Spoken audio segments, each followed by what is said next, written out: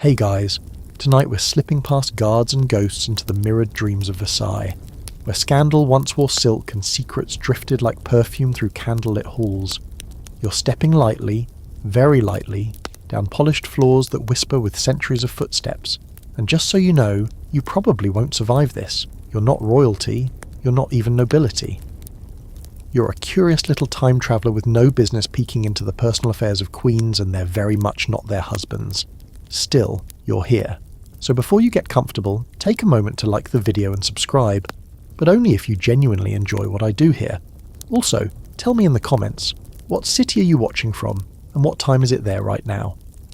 Now, dim the lights, maybe turn on a fan for that soft background hum, and let's ease into tonight's journey together. You're in France, Versailles to be specific. The 1770s. The walls glow with gilded gold and candlelight, and everything smells like lilies, powdered wigs, and the soft decay of secrets left in the corners too long. There's music. Violins, laughter, fans fluttering. You pass rooms full of whispers, but you're not here for politics or pastries. You're here for love. Well, the forbidden kind. The kind that gets you exiled, executed, or made into centuries-old gossip. You peek through a crack in a door carved with roses. Inside she sits, Marie Antoinette. Not yet headless, but definitely restless. She's draped in satin like a doll, and near her, too near, is Count Axel von Fersen. Tall, handsome, Swedish. He looks at her like he's memorising her face for a portrait he'll never be allowed to keep. You watch their eyes dance past each other, careful but full of fire. They never touch, at least not here, not in public. But they don't need to. People say she was a flighty queen, obsessed with fashion and cake. That's what history books like to reduce her to. But right now, in this still moment, she's just a young woman with way too many expectations piled onto her powdered shoulders. And he's one of the few people who treats her like something other than a political pawn. Now, historians debate this affair. Some insist their relationship was emotional, but never consummated, whatever that means. Others point to the unusually affectionate letters between them, full of missing lines and suspicious code words. Love? Lust? Who knows? What is certain is that they trusted each other completely, so much that when it came time for the royal family to flee the revolution, guess who helped coordinate it? That's right, Fersen. You're with them now as the plan unfolds. Hidden carriages, disguises, passports forged by trembling hands. Marie Antoinette wears a veil and the children are bundled tight. Her husband, King Louis XVI, moves with an awkward shuffle. He's not exactly built for espionage. And Fersen, he's the shadow that makes it all possible. But here's the tragedy. The plan fails. A postmaster recognises the king's face from a coin. The family is arrested in Varennes, and their escape comes to a crushing halt. Fersen? He slips away, heart pounding, knowing he may never see her again. You sit beside him now, in a dark Paris apartment. He drinks, writes, paces. Eventually, he pens more letters to Marie, but who knows if she reads them? She's imprisoned, then tried. You don't want to watch what comes next, but you do. You're there as the cart rolls over the cobblestones. You hear the crowd, you see the blade. Later, after her death, Fersen never marries. He stays loyal to her memory, wearing black, keeping her letters, aging alone. Some say he was obsessed, others call it devotion. His fate, also grim. In 1810, he's beaten to death by a mob, accused of poisoning the Swedish crown prince. No trial, no mercy, just rage and silence. Here's a quirky detail most people miss. Some of Marie Antoinette's letters to Fersen were written with invisible ink. Yes, really. Lemon juice and heat-revealed confessions. You imagine her hunched over a desk, praying no one discovers them. Those letters still exist, but the French National Archives blacked out several sections. Recently, modern technology revealed the redacted words, and guess what? They're full of longing. The kind you don't write to a pen pal. And here's something for the scholars. Was Fersen the biological father of her youngest child, the second Dauphin? Some historians say no way, too risky. Others point to timelines, likenesses, and Marie's unusually defensive behaviour about that child. Still, no DNA test has been done, and probably never will be. Some secrets are too royal to dig up. You wander through the Hall of Mirrors now, your breath fogging as it meets the cold air. Their story lingers here, like perfume, a love that existed in glances, letters, and maybe, just maybe, a few stolen nights beneath heavy velvet curtains. Your hand brushes the marble. You think about how thin the line is between love and doom when you wear a crown. One misstep and you're not just heartbroken, you're history. You step back through the secret door, back into the present, the click of your shoes echoing through time. You're one scandal down, 29 to go. The palace grows colder as you drift forward in time, though the flickering torchlight never quite fades. You're still in the world of royalty, but now you've stepped into the stone corridors of Elizabethan England. The air here is heavy with incense, ink and anticipation. Velvet drapes everything. Curtains, gowns, pride. And watching over all of it, with hawk-sharp eyes and a powdered face set like marble, is Elizabeth the Virgin Queen, they called her. But as you sneak through the shadows of Whitehall Palace, you realise the title might not mean quite what the poets sang. She sits on the throne, stiff-backed, surrounded by courtiers who whisper behind lace sleeves, but it's one man who draws her eyes again and again, Robert Dudley. Childhood friend, favourite, maybe more. His dark eyes sparkle with the sort of familiarity you only get from growing up in the same royal lion's den. He knows her real laugh, not the diplomatic one. He knows her temper too, and doesn't flinch when it lashes out. You hide behind a carved screen and watch as their bodies stay formally apart, but their glances speak novels. The court knows, everyone knows. Gossip drips from the walls like candle wax. But there's a problem, a very dead one. Dudley's wife, Amy Robsart. You hear the name in whispers, in prayers, in scandalised oaths. One morning in 1560 she is found, at the bottom of a staircase with a broken neck. Some say it was illness, others a tragic accident. But the juicier theory, that she was pushed, maybe by someone working for Dudley. Maybe so he could finally be free to marry Elizabeth. You move through the rooms as the aftermath unfolds. The Queen doesn't marry him. Can't. Won't. The scandal's too hot. The timing too perfect. Marrying him now would have been political suicide. Still, she keeps him close. He becomes the Earl of Leicester. Gets a fancy house right next to hers. They exchange letters laced with pet names, hers to him often signed, "Your loving and obedient servant," which you have to admit is pretty wild coming from one of the most powerful women in European history. Historians argue over what really happened to Amy Robsart. Some maintain she had breast cancer and brittle bones, and her death really was an accident. Others insist she was murdered to clear the path for a royal marriage that never happened anyway. The only thing not up for debate, the effect it had on Elizabeth. After Amy's death, she starts to play a different game, carefully wielding her single status as a political tool. She dangles the possibility of marriage before kings and princes like a carrot on a jewelled stick, keeping alliances just unstable enough to control. You watch Dudley age beside her, always near, never quite having her. He marries again, secretly at first. The Queen finds out and her rage is volcanic. You feel the tension in the tapestries. Her betrayal isn't just romantic, it's strategic. She gave him power, influence, rooms in her palace, and he, in turn, promised undivided loyalty. To break that bond, even for a noblewoman like Lettice Knollys, is to challenge the very essence of Elizabeth's rule. Lettice is banished from court, forever. And Dudley? He wins his way back, of course, but never quite to where he once stood. Now here's a fun fact buried in the court archives. Dudley had a secret laboratory. He was a big fan of alchemy, and spent a good chunk of time trying to turn base metals into gold, which, considering the metaphor of his relationship with Elizabeth, feels a little on the nose. Alchemy was the science of impossible transformations, something Dudley understood too well. Try as he might, he couldn't transmute friendship into marriage. And if you want a weird fringe theory, here's one to swirl around your sleepy brain.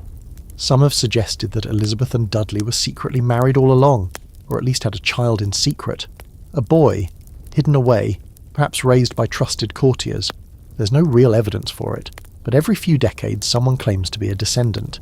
It's the kind of mystery that historians frown at but novelists drool over. You linger now in Elizabeth's private chambers, where her bed is surrounded by thick curtains and her writing desk overflows with scrolls. She's older now. Her hair, once red gold, is a wig. Her teeth are mostly gone, but her mind still sharp enough to skewer. She holds a locket with Dudley's portrait inside. It's worn, maybe even kissed. She carries it until the day she dies. Dudley goes first, 1588. You're there in the garden at Kenilworth when he dies, quietly. The Queen gets the letter and locks herself away, refusing food, refusing counsel. She emerges days later, pale but composed, and never speaks his name aloud again. But she keeps his last letter, clutched like a relic. You realise now that love for Elizabeth was both her greatest strength and her cruelest tether. She used it as leverage, yes, but it also kept her bound. Her reign, the so-called Golden Age, was painted in the colours of restraint, image, and self-sacrifice. She was married to her country, she said, but she loved Dudley. Maybe not the way bards write about, but deeply, enduringly. You step back through a tapestry into a corridor dusted with age. The candle in your hand flickers. You're starting to see a pattern already. When kings love dangerously, they lose crowns. When queens do it, they lose their reputations. Or worse. Love is a luxury royalty can't afford, but that doesn't stop them from reaching for it. You glance over your shoulder, half expecting Elizabeth's eyes to follow you, and in a way they do. Portraits of her hang like warnings down every hallway. They don't blink, but they don't have to. You press forward into the next chapter, where another queen waits. And this one? She's got a lover who may have murdered her husband, and you're about to be way too close for comfort. There's a storm trailing behind you as you step into Scotland, and it feels like the sky itself is warning you not to get involved. You do anyway, obviously, because right now Mary, Queen of Scots, is standing at a window with her back to the chaos she helped create. Her fingers trace the glass like she's writing something she can't say aloud.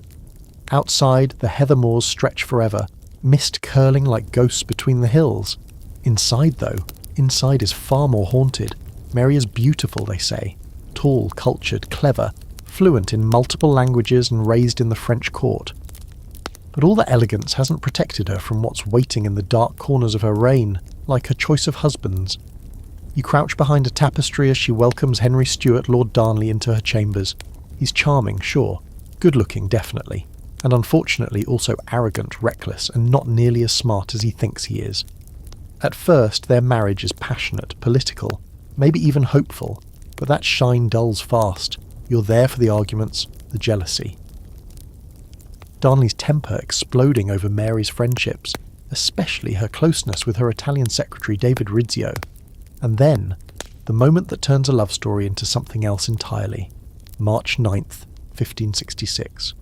Darnley bursts into Mary's supper room with a group of nobles. You press yourself flat against the stone wall as they stab Rizzio over 50 times, right in front of a pregnant Mary. The blood soaks into the floorboards. It stays there, a stain that never quite disappears. After that, the marriage is more corpse than union. Mary loathes him. Darnley becomes paranoid, sickly, and isolated. And now you meet the next player, James Hepburn, the 4th Earl of Bothwell. Rough around the edges, war-hardened, loyal, or so it seems. He and Mary begin circling each other like storm clouds. Some say she falls for him, others say he uses her. Either way, what happens next makes even seasoned courtiers flinch. In February 1567, Darnley is recovering from illness at Kirko Field, a house just outside Edinburgh. You're nearby, crouched in the shadow of the crumbling gate. Midnight. A blast rips through the silence. The house is reduced to rubble, but Darnley's body is found outside the ruins, unburned, but very much dead. Strangled, they say.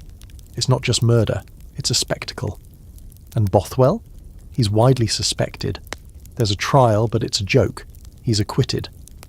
Then, weeks later, yes, weeks, Mary marries him.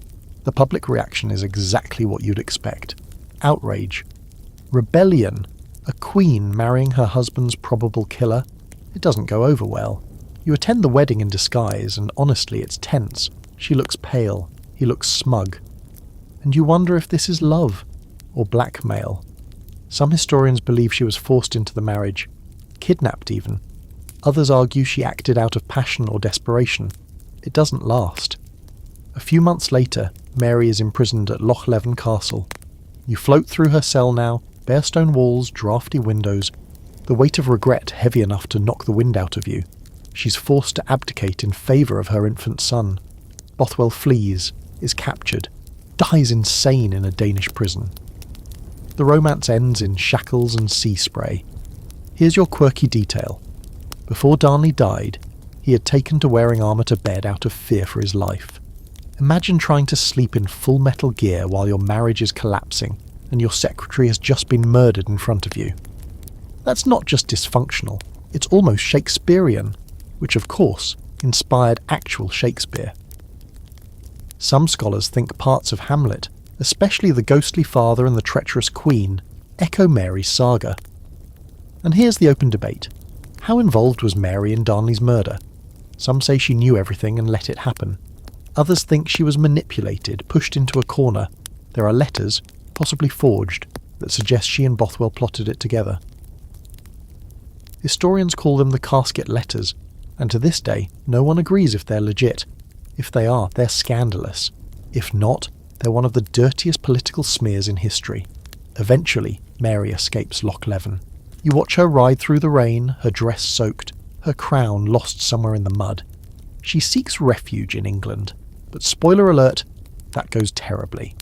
Elizabeth I locks her up for nearly 20 years before signing her death warrant. You're in the room the morning Mary walks to the block in 1587, regal to the end in a velvet gown, crimson petticoat underneath, martyr's red. She forgives her executioner, he swings, misses the first time, the second time works, the third is for good measure. What remains of her story is stained with blood and conflicting loyalties. Was she a tragic romantic, a reckless queen, a political pawn, all of the above? You step away from the scaffold, boots damp with history. There's a cold wind at your back and the sound of bagpipes in the distance. They don't mourn her exactly, but they remember. The thing about forbidden love in royalty is that it rarely ends with just heartbreak. There are bodies, scandals, exiles, and the ghosts, they stay. Mary's story is one long echo of what happens when a queen dares to follow her heart and chooses wrong. You glance over your shoulder, half expecting her to be there, but she's not. Just the wind and the echo of something torn between power and passion. You keep moving. The next affair on your list isn't European at all. You're about to trade castles for courtyards and powdered wigs for Mughal pearls. Love still isn't allowed, but that's never stopped anyone before. The air is thick with jasmine and dust as you slip quietly into the world of Mughal India. It's the late 1500s, and you're stepping through intricately carved archways under a violet sky, where moonlight plays on the marble of palace courtyards. The scent of sandalwood clings to your clothes, and the soft rustle of silk slippers echoes somewhere nearby. You're inside the imperial zenana, the women's quarters, a maze of veils and secrets, where voices speak softly but the consequences of what's whispered can shake an empire. This is where love is not only forbidden, it's considered treason. You find a shadowy corner in a colonnaded walkway, watching a young prince stroll beneath lanterns that sway like breathing ghosts.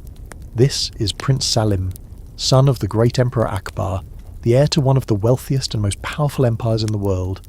He's confident, poetic, bold, and something in his eyes tells you he's already burning with defiance. Because following close behind, veiled and nearly silent, is a woman history only knows by legend. Anarkali. No one agrees if she was real. Some say she was a dancer, others a slave, a courtesan, or even a woman of noble Persian blood. What they do agree on is this: she was not royal, and she most definitely was not approved. But to Salim, she is irresistible. You see it in the way he stops to catch a glimpse of her face under the moonlight, in the way she lingers too long in doorways. Their love blooms in stolen moments, poems passed like contraband, late-night encounters guarded by bribed eunuchs, letters hidden in the folds of silk. Akbar, the emperor, is not amused. You're in the council chamber as his advisors whisper about the boy's growing obsession. There's concern, not just about propriety, but about politics. If Salim marries a woman of a low rank, especially one with no political alliance attached, he could destabilise the entire succession. The Mughal court isn't just a palace, it's a battlefield dressed in gold. Every marriage is a treaty, every child a chess piece. The tension builds until it's too much. You're outside a chamber one night when Salim openly challenges his father, refusing to abandon Anarkali. The confrontation is loud, brutal, and full of centuries-old expectations crashing down. Akbar doesn't bend. Salim storms off. You feel the tremor in the walls. What happens next depends on who you ask. In one version, Akbar imprisons Anarkali. In another, she's sentenced to death, sealed alive inside a wall of brick somewhere in the palace grounds. You stand silently as labourers lay the final bricks, sweat glistening on their backs under the unforgiving sun. The last sound from within is, supposedly, her voice reciting a love poem to Salim. Whether it's true or just embroidered legend, you can't say, but it's horrifying and unforgettable. In yet another version, Akbar fakes her execution and secretly helps her escape the empire to spare his son deeper pain. She disappears into Persia, they say, or maybe she dies in a distant province, never knowing if Salim ever forgave his father. It's the kind of story that changes depending on who's telling it, and whether they want a tragedy or a redemption arc. One quirky detail. In Lahore, Pakistan, there is a mausoleum that locals insist is Anarkali's tomb. It bears a Persian inscription that translates to, "Ah, if I could behold the face of my beloved once more, I would thank Allah until the day of resurrection." No royal seal, no grand ceremony, just a quiet stone, full of aching words, and no official confirmation. It might be her, or someone else entirely. The ambiguity only makes it more romantic. And here's your scholarly debate. Did Anarkali even exist?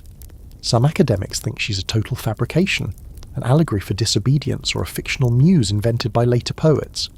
Others argue there's enough evidence in court records and oral traditions to suggest she was real, just carefully erased from official Mughal history. After all, nothing terrifies an empire more than a love story it can't control. Eventually, Salim becomes emperor himself, Emperor Jahangir, and though he marries many women, you notice a hollow note in his court poetry. He never speaks Anarkali's name again, but his art is filled with longing. His paintings with veiled women who all look suspiciously similar. Some say he built that tomb in Lahore himself, in secret, as a final tribute. You leave the Mughal palace through a garden where the marble fountains still flow, though their water seems quieter somehow. Night has fallen, and the moon reflects in every tiled surface.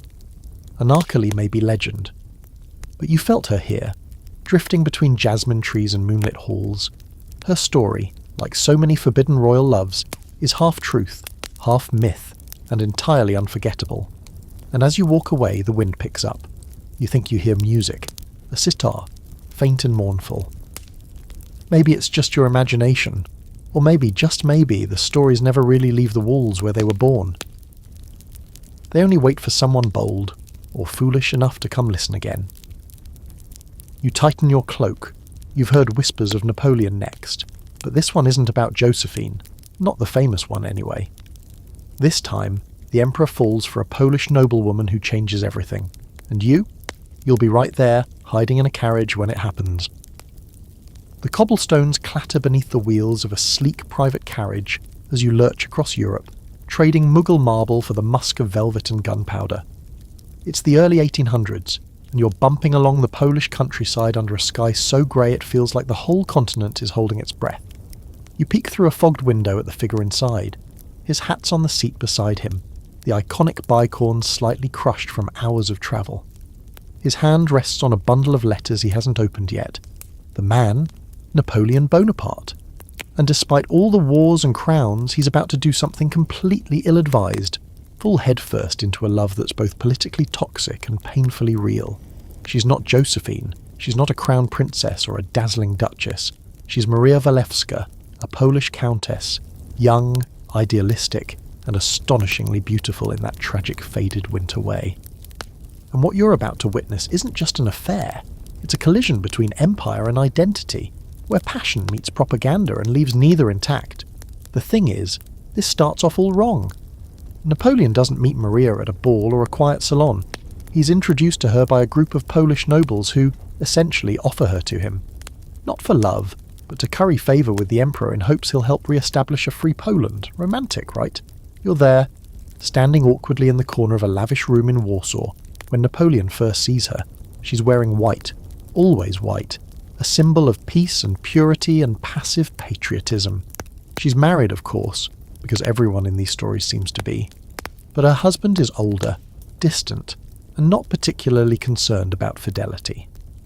Maria looks up at Napoleon, and in that moment, something strange happens.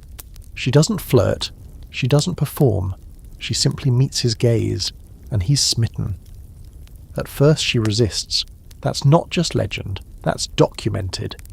You follow her carriage home one night, the wheels squeaking through snow, as she writes in her journal about how disgusting the whole proposition is. She's not naive, she knows what's being asked of her, but over time something changes. Maybe it's his persistence, maybe it's the vision of a restored Poland, maybe it's just him. Because despite being power-drunk and famously egotistical, Napoleon has moments of vulnerability that she seems to see. Eventually she gives in. They begin meeting in private, first in Warsaw, then in Vienna, then across the borders of empire like two magnets caught in history's current. You slip into their hideaway apartment, where the walls are lined with maps and Maria's gloves are draped carelessly over a campaign chair. He reads her poetry. She writes him letters filled with tender panic. What begins as political seduction turns into something surprisingly soft. But of course, this is Napoleon, and love doesn't come without strategy. He's still married to Josephine, whose inability to produce an heir gnaws at the edges of his ambition. And when Maria becomes pregnant with his child, things start to get complicated. You see her hesitate to tell him. You're beside her as she rubs her belly, unsure whether this new life is a blessing or a trap. She gives birth to a son, Alexander. You hold your breath as she cradles him in a silk-wrapped cot, her face lit with something between pride and dread. Napoleon sends her gifts, money, but not a crown. He will never legitimize her or the child. He eventually divorces Josephine, but marries an Austrian archduchess instead. Politics again, empire again, and yet he keeps loving Maria in quiet ways. He visits when he can, writes when he can't. She remains loyal even after he falls. You follow her through the chaos of his final campaigns, always just behind, cloaked in anonymity. Even after Waterloo, even when he's exiled to Elba and then to St. Helena, her loyalty doesn't fully waver. She writes of him not as an emperor but as a man, flawed, broken human. Here's your offbeat fact. When Napoleon visited Maria in 1809, he disguised himself in a Polish uniform to avoid recognition. Yes, the self-declared Emperor of the French cosplaying as one of her countrymen just to slip through the snow to her side. The image alone is worth pausing on. Boots damp, medals tucked away, heart completely exposed. And for the scholars, here's the lingering question. Did Maria truly love him, or was she performing her patriotism through submission? Some argue she was coerced, at first by her countrymen, later by her own desire to protect her child's future. Others insist her letters reveal deep affection, even devotion. And then there's the third theory, that theirs was a love that began in duty and evolved, painfully, into something real, something messy, something tragic. You follow Maria in her final years. She marries again, lives quietly, dies young, just 31. Her body is eventually buried in Poland, but her heart, literally, is placed in a crystal urn and interred in Paris beside her son's, because of course it is. Of course this love story ends with the disembodied heart encased in glass. You're beginning to notice a theme. Now you step away from their portrait, Napoleon stern, Maria wistful, and you feel the cold again. The air smells like old paper and regret. Another love, another throne, another woman remembered not for what she wanted, but for who she loved. The next door creaks open, and it smells of incense and something far more superstitious. You're heading to Spain now, where the Habsburg court is thick with cousins, curses, and a love so twisted it might actually have been doomed by blood itself. Spain welcomes you like a haunted cathedral, dark velvet tapestries, endless corridors, and the dry scent of incense clinging to everything. You're inside the Alcazar of Madrid, and everything about it feels uneasy. Even the chandeliers look like they're holding their breath. The year is somewhere in the late 1600s, and the man sitting alone beneath the heavy shadows of a painted ceiling is Charles II, the last of the Spanish Habsburgs. You wouldn't call him handsome, you wouldn't even call him healthy. But right now, you're not here for judgment. You're here because even this cursed king tried to love, and what unfolded was a forbidden royal affair tangled not in scandal, but in centuries of inbreeding, paranoia, and deep Catholic dread. Charles is young but looks older, his jaw juts forward awkwardly. The infamous Habsburg jaw, more than just a nickname. It's practically a geological formation. His speech is slurred, his body frail, his mind clouded by seizures and superstition. You're watching history slow unravel, and yet behind his troubled face there's something oddly innocent, maybe even tender. You learn quickly he wants love. Real love. Not a strategic alliance, not another cousin-bound treaty. He wants warmth. But love doesn't come easily to kings like Charles, not when you're considered more omen than monarch. Now, here's where things turn. His first marriage, to Marie-Louise of Orleans, was political, of course. She was French, bright, well-liked, and utterly miserable in the suffocating Spanish court. You're there in the garden when she confides in her handmaiden that she dreads the night, not because of Charles, but because of the pressure to produce an heir. The court monitors her body like a sacred calendar, and despite her youth and his desperate hope, she never gets pregnant. She grows thinner, quieter. You spot her sometimes wandering alone in black lace, eyes wide like she's always halfway between fear and escape. But you notice something else too, the way Charles watches one of the ladies in waiting, his cousin, Maria Anna of Neuburg. At first it seems innocent, just shared glances in the chapel, an extra beat of conversation during court rituals. But you know how this goes. Proximity becomes affection. Affection turns into rumour, and rumour, in a royal court, is halfway to political warfare. When Marie-Louise dies suddenly in 1689, the whispers grow louder. Some say it was melancholy, others say poison. You're there when the doctors argue, too loudly, over her cause of death, while the priests mutter about the devil's influence. But in the spaces between science and prayer, suspicion falls on Maria Anna. Did she want the throne? Did Charles want her too much? It's unclear, and no one's willing to speak plainly, but not long after Charles marries her, and now the forbidden becomes official. Maria Anna is clever, German-born, deeply devout, and fully aware of the nightmare she stepped into. She plays her role carefully, balancing Charles's affection with her own ambitions. You catch them in quiet moments, him reading slowly from a prayer book while she adjusts his cloak, him staring at her like she might be the only thing in the room that makes sense. There's something childlike in the way he needs her, something tragic, but the political pressure doesn't lift. If anything, it crushes them harder. Still no child, still no heir. The court turns on Maria Anna the way it turned on Marie-Louise. Accusations of witchcraft start to slither through the halls. You're at a midnight mass when a servant is caught burying a chicken heart under the palace steps, supposedly to lift a curse. The Inquisition gets involved. Yes, the actual Spanish Inquisition. And suddenly the royal bedroom becomes ground zero for exorcisms and holy water. Here's the quirky twist. Charles was so obsessed with finding out why he couldn't father a child that he ordered his dead relatives exhumed for signs of curses. No joke.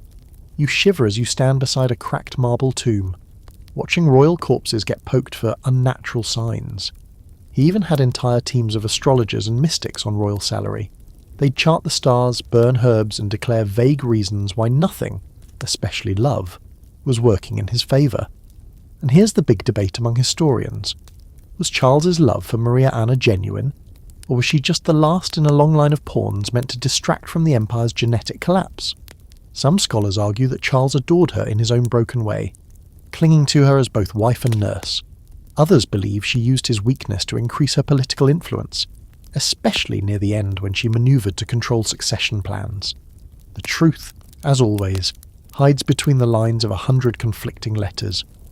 When Charles dies in 1700, childless and exhausted, the Habsburg line in Spain dies with him. You're in the chamber when it happens, the light from a single candle flickering as the Holy Roman legacy crumbles like old plaster. Maria Anna weeps, or at least looks like she does. Her grip on the throne is gone, the Bourbon line takes over, France wins, Spain changes forever. But in the old wing of the Alcazar, you pass a faded portrait, Charles and Maria Anna together. Not regal, not triumphant, just strange and slightly off-kilter, like everything about their love. It wasn't forbidden in the usual sense, no adultery, no scandalous trysts. But it felt wrong from the start, like nature itself objected, and maybe it did. After all, their bloodline had been folding in on itself for centuries. By the time Charles tried to love, his body and his crown were too fractured to hold anything whole. You step out into the fading Spanish sun, the city quieter than before. This story didn't end in romance or exile. It ended in extinction. But you sense the pain still lingers, trapped in the corners of ancient chapels and candlelit bedrooms. Next, you're going to Tudor England again. But not to Henry.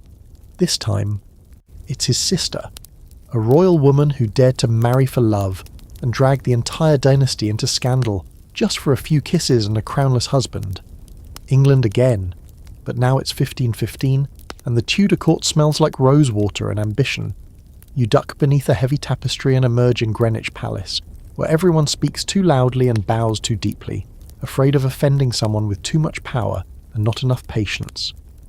The glittering star of the moment is King Henry VIII, not yet the bloated tyrant of later years, but already carrying himself like a man who believes history exists solely to orbit him. But tonight, you're not trailing him.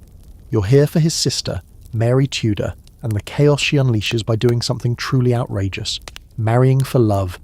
Mary is everything a Tudor princess should be. Regal, sharp-eyed, stubborn. But unlike her brother, who will bulldoze 6 marriages to get a son, Mary only wants one man, and unfortunately, he's not the one she's ordered to wed. She's in her teens when she's sent to France to marry the elderly King Louis XV. It's a strategic alliance, not a love match.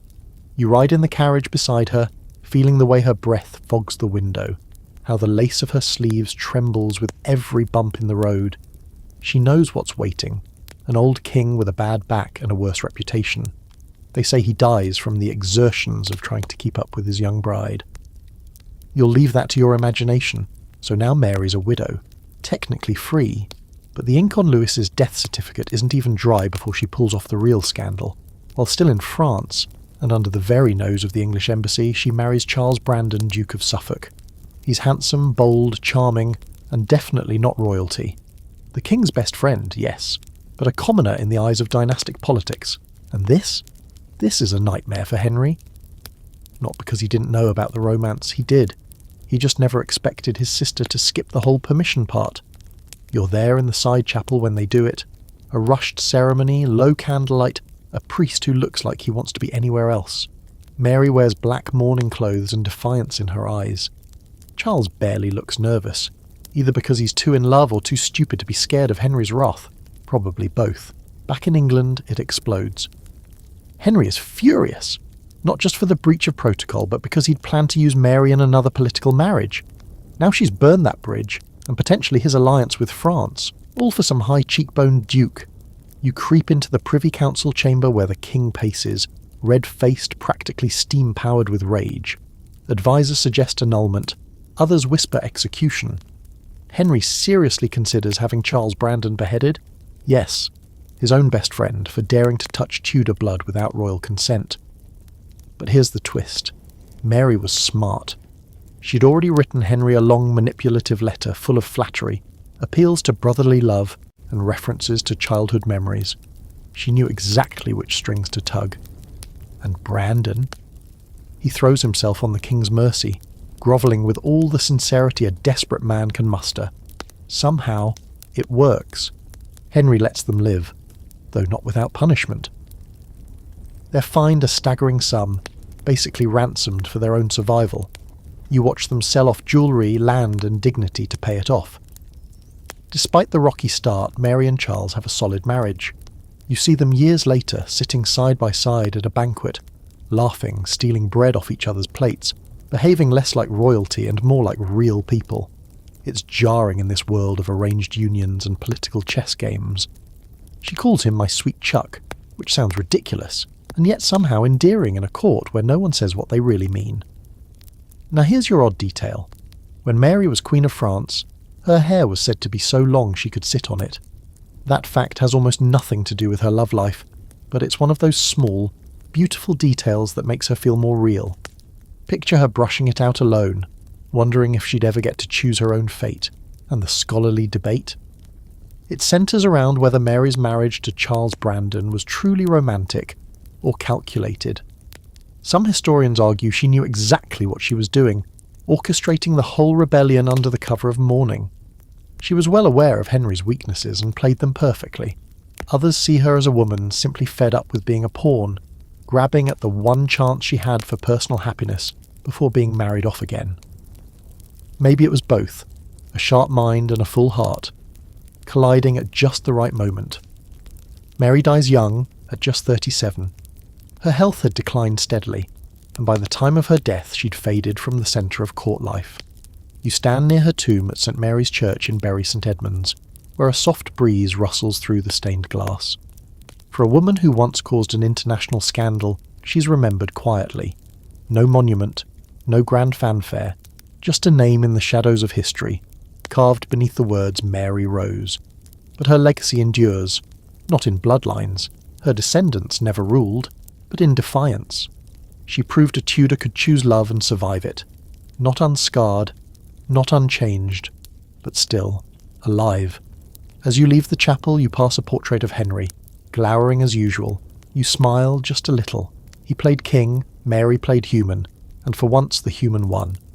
Next up, you're heading east, far east, into the imperial courts of China, where an emperor's obsession with his beloved concubine sparks poetry, rebellion, and one of the bloodiest uprisings in dynastic history. You move quietly now, through corridors that no longer echo with boots or slippers but with the weight of centuries. The halls of the Tang dynasty's imperial palace seem to breathe around you. Red lacquer, gold trim, silk screens painted with cranes and dragons. You're in Chang'an, ancient China's heart, at the height of its golden age, and the scent in the air is sandalwood, chrysanthemum tea, and power laced with fear.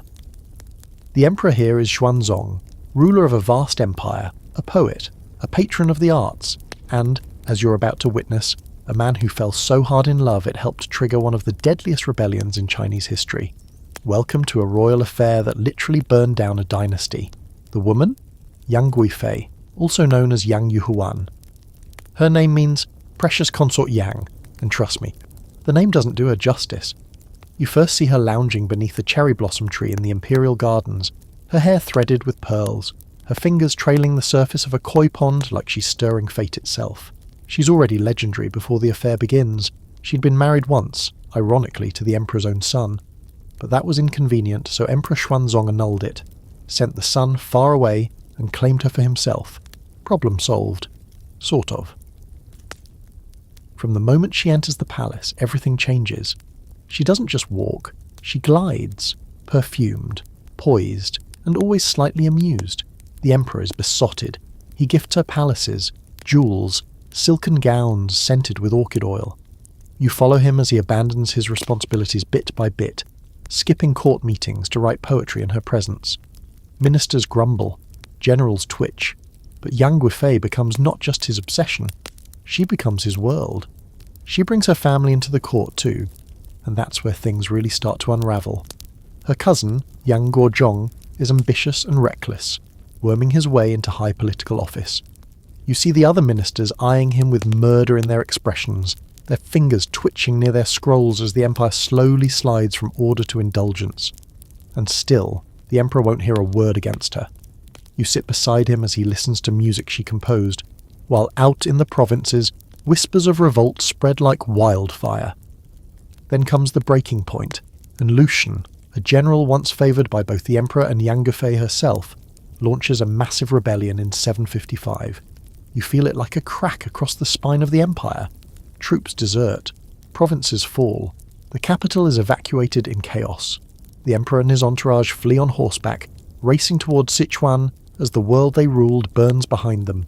You ride along, dust in your mouth, listening to the terrified gasps of palace officials and sobbing concubines. But the soldiers, exhausted, angry, betrayed, blame someone. And they don't blame the emperor, they blame her. At Maowei Station they stop the imperial caravan. They demand blood. Not just Yang Guozhong, who's executed on the spot, but her, Yang Guifei. The emperor resists, begs, weeps. You're close enough to hear him say he can't live without her, but his guards are firm. The empire won't be saved unless she dies. She's led away to a nearby temple under armed escort. You follow at a distance, the sun beating down on the silk of her robes. No royal ceremony, no final speech.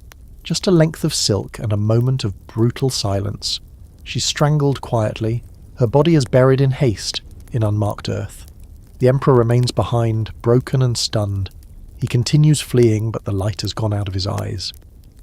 Later, when the rebellion is finally suppressed, years and millions of deaths later, Xuanzong returns to the capital.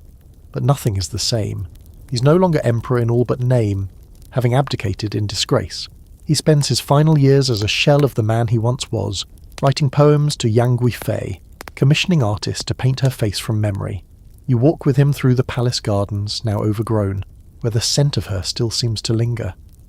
Now here's your strange little detail. It's said that Yang Guifei was so beautiful, and her skin so fragrant, that she had to be washed in a special bath of lychee fruits and warm milk daily, imported at absurd expense. Whether that's true or court flattery is anyone's guess, but the idea has stuck for centuries. One woman worth the logistics of an entire fruit supply chain. And the big debate? Some historians argue that Yang Guifei was scapegoated, that the real culprit of the rebellion was political mismanagement long before she entered the scene. Others insist her influence, and her cousin's corrupt role directly led to the empire's near collapse. But whether she was guilty or not almost doesn't matter. What matters is that a love story so grand and so indulgent turned deadly when reality caught up. She's remembered as one of the 4 beauties of ancient China, so beautiful she put flowers to shame. Poems still mourn her, operas still sing her name, and in a secluded garden in Xi'an, a monument now stands over the place where she might have been buried. It's simple, small, easy to miss, like a whisper. You leave the Tang court with your heart heavy. Some loves die in scandal, others in exile, but this one died in transit, carried across mountains only to be buried in silence. No crown, no last embrace. Just history folding in on itself like silk wrapped too tightly around the throat. Next stop, Russia. Bring a coat. You're heading into the snow-laced chambers of Catherine the Great, where whispers of rebellion, lust, and furry hats swirl in the candlelit corners, and her most trusted lover may be plotting something far darker than romance. You arrive in Russia under a sky that never seems to brighten. It's always dusk here, or maybe that's just how the palace feels. Thick walls of granite, chandeliers dripping wax like time itself is melting, and rooms that echo even when no one's speaking. This is the winter court of Catherine the Great, Empress of all the Russias, and you've barely stepped inside before you're slipping on polished marble and secrets. She's not the Ice Queen history likes to paint her as. No, Catherine is fire wrapped in ermine, intellect sharpened by exile, and a woman who has rewritten her entire destiny using nothing but strategy, charm, and very calculated scandal. Tonight, though, you're focused on one particular chapter of her romantic resume, the one that includes Count Grigory Orlov. He's tall, broad-shouldered, military-bred, and smarter than people give him credit for. More importantly, he's loyal.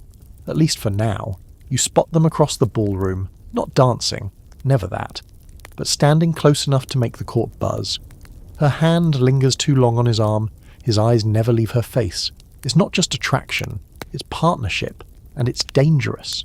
See, Catherine's already tangled up in a web of palace politics. She's not originally Russian, born a minor German princess, and she wasn't supposed to rule. Her husband, Peter III, technically held the throne, but held is generous. He was erratic, unpopular, obsessed with Prussian uniforms and wooden dolls. People whispered that he was unfit to rule, and Catherine, she listened. That's where Orlov comes in. He's not just a lover, he's a co-conspirator. You're with them in candlelit chambers where revolution is whispered between kisses. Grigory brings her intelligence reports, secures the support of key military units, and perhaps most importantly, holds her hand when the coup actually goes down. That's right. Coup. In 1762, Catherine takes the throne with Orlov by her side, and her husband conveniently imprisoned. You're not there when Peter dies under mysterious circumstances, but let's just say the timing is suspicious, and Orlov's name appears in more than one rumour. Afterward, Catherine rewards him handsomely. Titles, land, power, but more than that, affection.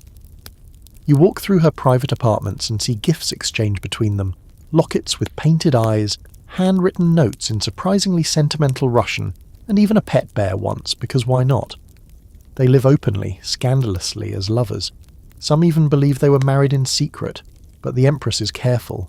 She loves, yes, but she never relinquishes control. Here's where it starts to sour. Orlov, flush with pride and rank, starts acting like a husband. A mistake. He grows possessive, impatient. And Catherine, ever pragmatic, begins to pull away. She doesn't break up with men. She phases them out like winter clothing. You're there when Grigory realizes he's being replaced. Not with a general, but with a young, ambitious officer named Grigory Potemkin. Same first name, entirely different energy. Still, Catherine doesn't banish Orlov immediately. She lets him linger. You see him pacing the halls of the Winter Palace, wondering if he can win her back. He tries. He even presents her with a diamond of staggering size, literally named the Orlov diamond, in a desperate bid to rekindle their closeness. It's a gorgeous gem, icy and perfect. She accepts it. She thanks him. But nothing else changes. Now here's your odd little historical detail. The Orlov diamond was once part of the idol statue of a Hindu temple in South India, stolen and sold through a chaotic series of trades before it ended up in Grigory's hands. So yes, an affair that began as a political alliance ended with a sacred stone from halfway around the world, wrapped in Russian guilt and imperial ambition. History doesn't do subtle, and the debate. Some historians argue Orlov was the true love of Catherine's life, her longest and most politically significant companion. Others say she used him from the start, a stepping stone with muscles. There's even speculation that Orlov played a hand in Peter III's death far beyond what official reports suggest. A lover, yes, but maybe also an executioner. The truth is probably somewhere between those extremes, buried under a snowdrift of letters lost and memories rewritten. You see Orlov's decline happen slowly. He drifts into melancholy, then madness. Later in life he suffers from what we'd now call dementia, but then it was just whispered that he had lost his mind. You visit him in his final days, shivering, vacant, calling out for Catherine as if she might still walk through the door. She doesn't. Still, Catherine remains kind in her way. She cares for him financially. She orders his needs attended to, but the Empress is always forward-facing. By the time Orlov dies in 1783, she's taken other lovers, reshaped Russia, and steered her empire into the Enlightenment. You catch her, once, looking at the diamond. She doesn't smile, doesn't speak, just sets it back in its case and walks away. You step into the snow now, pulling your coat tight. Russia doesn't weep for its fallen lovers. It buries them in silence and marble. Catherine wrote volumes of philosophy, law, and political strategy, but never a love letter that survived. Orlov exists only in fragments now, in portraits, in rumours, in the glint of a stolen gem. But you saw them once in the flicker of candlelight planning a coup between flirtations, and no history book can ever quite recapture what burned there. Next, you're heading back to the east, but this time into a Mughal court at war with itself. A Persian princess, an Indian prince, and a love that crosses not just borders but dynasties. You're back under an opulent sky now, stars scattered across silk-black velvet, the air humming with distant music and the low murmur of intrigue. This time you're not in a cold European palace or a winter-drenched Russian fortress. You're deep in the lush heart of Mughal India again, the 17th century this time, standing in the shadow of a court still echoing with the grandeur of Shah Jahan, the man who built the Taj Mahal. But tonight, your focus isn't on mausoleums or marble domes. It's on a love that bloomed in the margins of dynastic chaos. A Persian princess named Roshanara and a Mughal prince named Dara Shikoh, whose hearts aligned for a moment before being pulled apart by something far more powerful than scandal. War. You're in the Red Fort of Delhi now, moving silently through the cooling corridors as jasmine and rose petals are swept up by the wind. Dara Shikoh is here, the eldest son of Shah Jahan, tall and soft-spoken, a scholar with a warrior's posture and a poet's soul. He's favoured by his father to succeed the throne, a problem naturally, since he has brothers who aren't too keen on stepping aside quietly. But for now, none of that shows. Tonight he's watching Roshanara from across the marble courtyard, where lanterns flicker like trapped fireflies. She is, in every sense, a forbidden figure.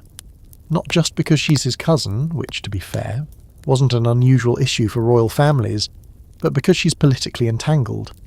Her loyalty leans toward a different brother, Aurangzeb, the ambitious and ruthlessly devout military commander waiting in the wings. But Roshanara is no one's pawn.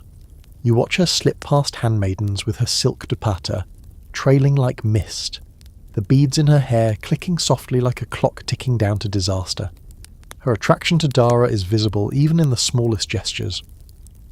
He lends her books, translations of the Upanishads he's studying, secret commentaries he's written about unity between Hinduism and Islam. They walk together under moonlight, sometimes just talking, sometimes not. You hear them whispering about philosophy, the soul, the idea that love might transcend religion and empire, and you almost believe it, until reality crashes through like a war elephant on parade.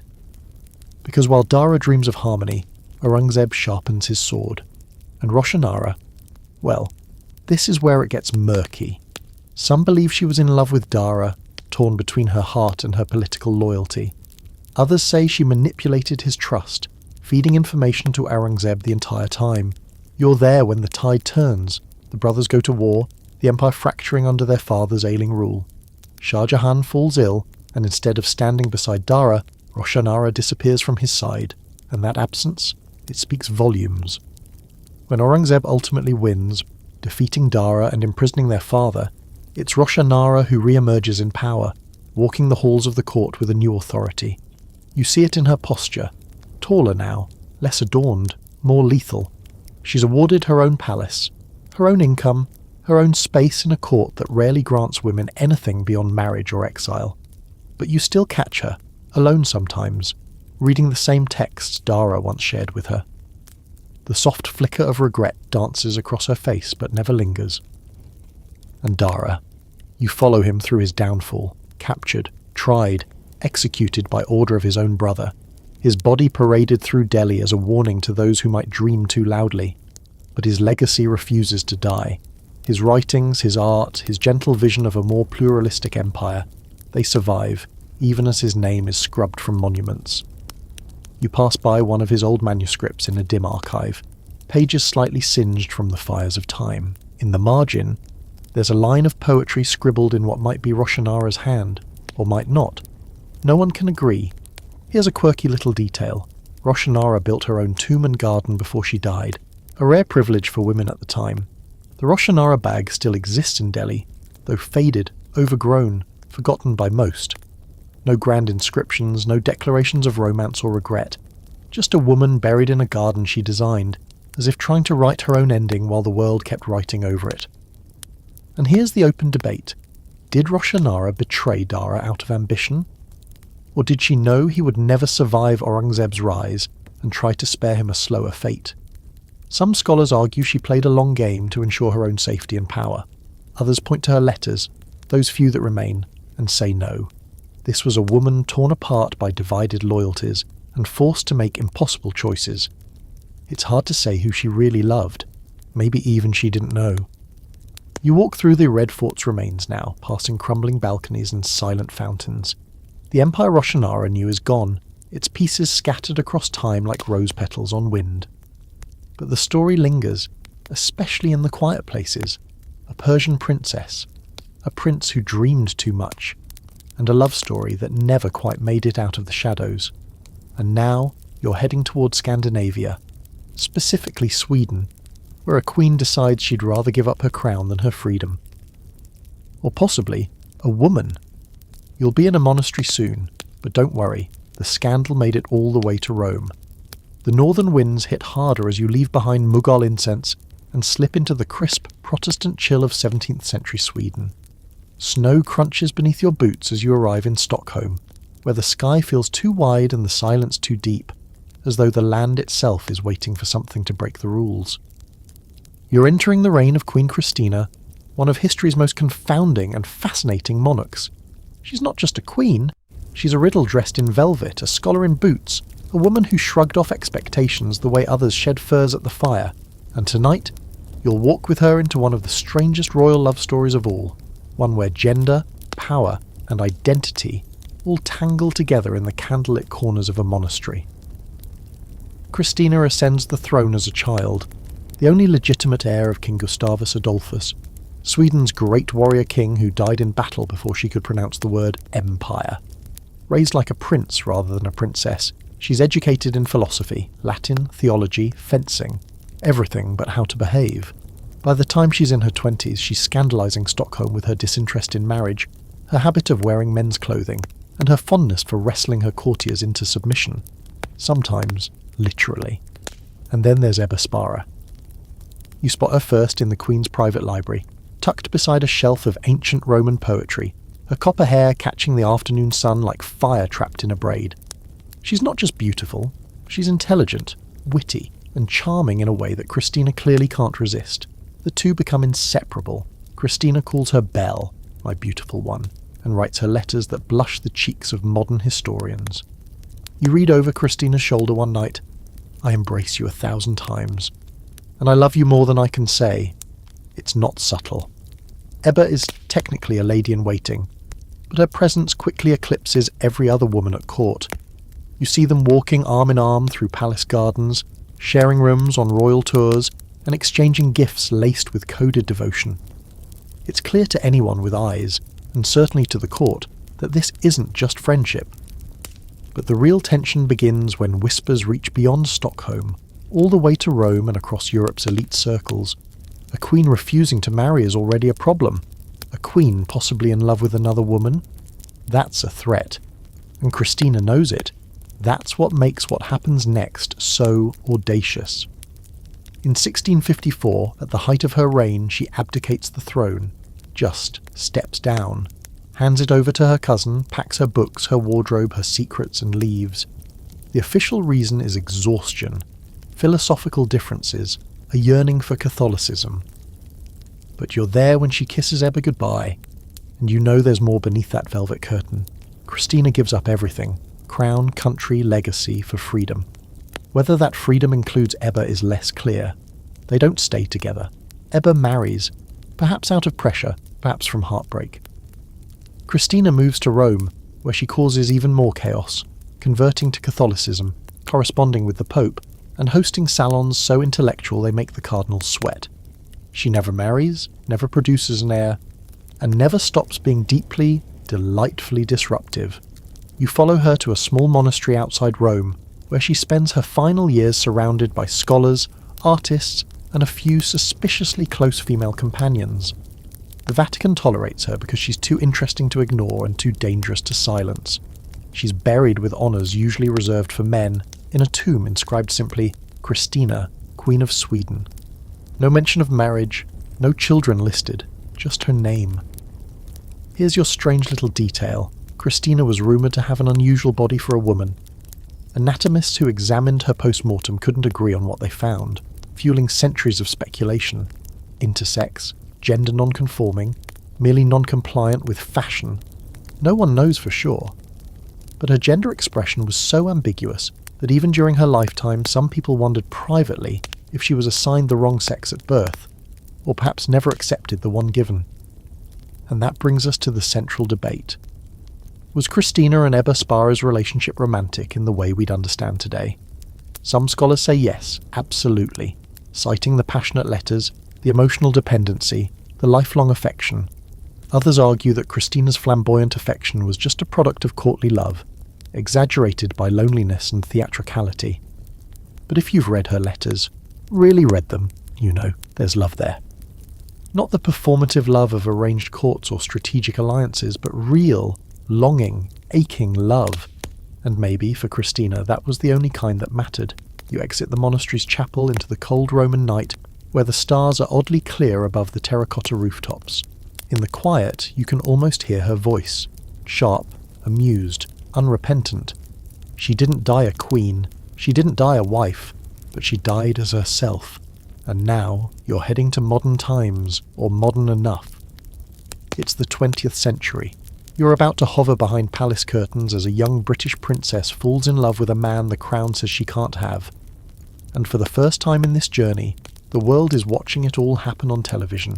You leave the echoes of candlelit monasteries and step directly into the hiss of press cameras and the clicking of high heels on Buckingham Palace tiles.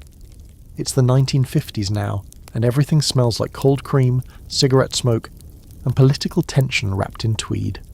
You're in post-war Britain, stiff with tradition but just beginning to feel the tremors of change. And standing at the centre of it all, caught between a centuries-old institution and the flicker of her own heart, is Princess Margaret, younger sister to Queen Elizabeth II, sharp-tongued, impossibly glamorous, and right now, hopelessly in love with a man she's been absolutely forbidden to marry. You're in Clarence House, watching her laugh at something he just whispered. He's tall, older, tan from years in the Royal Air Force, Group Captain Peter Townsend. The kind of man who would look good in any uniform. He'd been a war hero, a trusted aide to the royal family, and also, unfortunately, a divorcee. That's the issue. Not his character, not his politics. Just that one blot on his marital resume. In 1950s Britain, with the monarchy still dusting itself off from the abdication scandal of Edward VIII and Wallis Simpson, another royal divorcee love affair is about as welcome as a bomb in the ballroom. But Margaret doesn't care about that. At least, not yet. You see her in her early 20s, bold, vibrant, all red lips and dark waves, with a voice that carries and a laugh that lingers too long in rooms full of stern men. Townsend is her calm centre. Their connection is instant, deep, and completely impossible. You follow them through palace gardens where they pause beneath old oaks, slipping notes into pockets, catching fingertips in the moments between royal duties. Then comes the moment that sets everything in motion. You're there, standing outside the plane on the tarmac in South Africa, when King George VI dies. Elizabeth becomes queen. Margaret becomes even more trapped. With her sister now the sovereign, every move she makes is under the scrutiny of tradition, tabloids, and the Church of England. Marrying a divorcee would require not just public approval, it would require a parliamentary act, and likely the Queen's signature. And the Queen, bound by constitutional duty, no matter her personal feelings. The affair leaks to the press, of course. They always do. Cameras catch the glances, the faint brushing of hands. Margaret's popularity soars. The public loves a rebel princess. But behind palace walls, things are not so romantic. The Queen, young and suddenly burdened with decades of precedent, tries to find a compromise. They send Townsend away, an overseas post in Belgium, a gentleman's exile. You're there when he kisses Margaret goodbye, quickly, out of sight but not out of reach. They write, they wait, for 2 long years. By the time he returns, Margaret is 25, just old enough to marry without royal consent under British law. And yet, you follow her into the drawing room one quiet evening, the letter from Parliament trembling in her hand.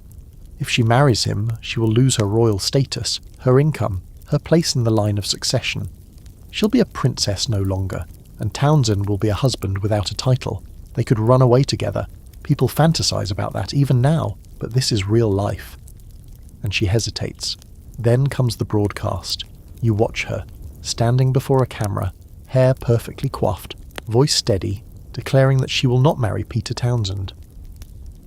"I've decided not to marry," she says, mindful of the church's teachings, and you feel the crack ripple down her spine. It's not duty. Not really. It's the unbearable pressure of being part of something older than love. She doesn't cry. She doesn't falter. But you know the ache doesn't leave. Peter marries someone else. Margaret does too, eventually. You watch her wedding with a strange kind of hollowness. It's televised, glittering, and entirely performative. She marries photographer Anthony Armstrong Jones, later Lord Snowdon, handsome, artsy, unpredictable. Their marriage is passionate, volatile, and collapses over time like wet plaster. She drinks more, smokes constantly. The tabloids turn on her. But the love she lost never really stops haunting the background. Here's a quirky little fact. Peter Townsend kept every letter Margaret ever wrote him, stored in a trunk he never let anyone else touch. And Margaret?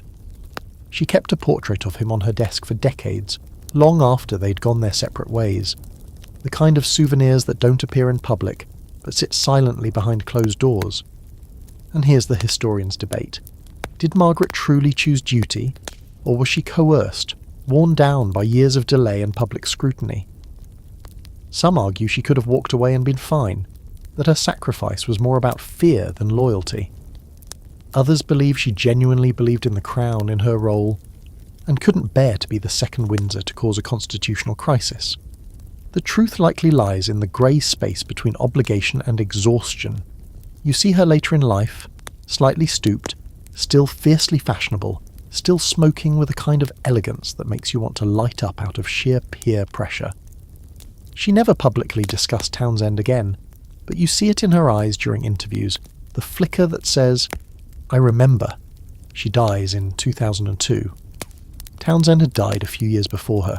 No reunion, no final phone call, just history folding quietly in on itself, like a love letter placed back in the drawer. You step out of the palace into the soft rain of London, your reflection warping in the slick stones of the courtyard.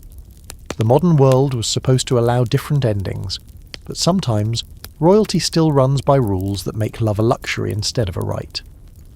Next, we dive straight back into Renaissance scandal.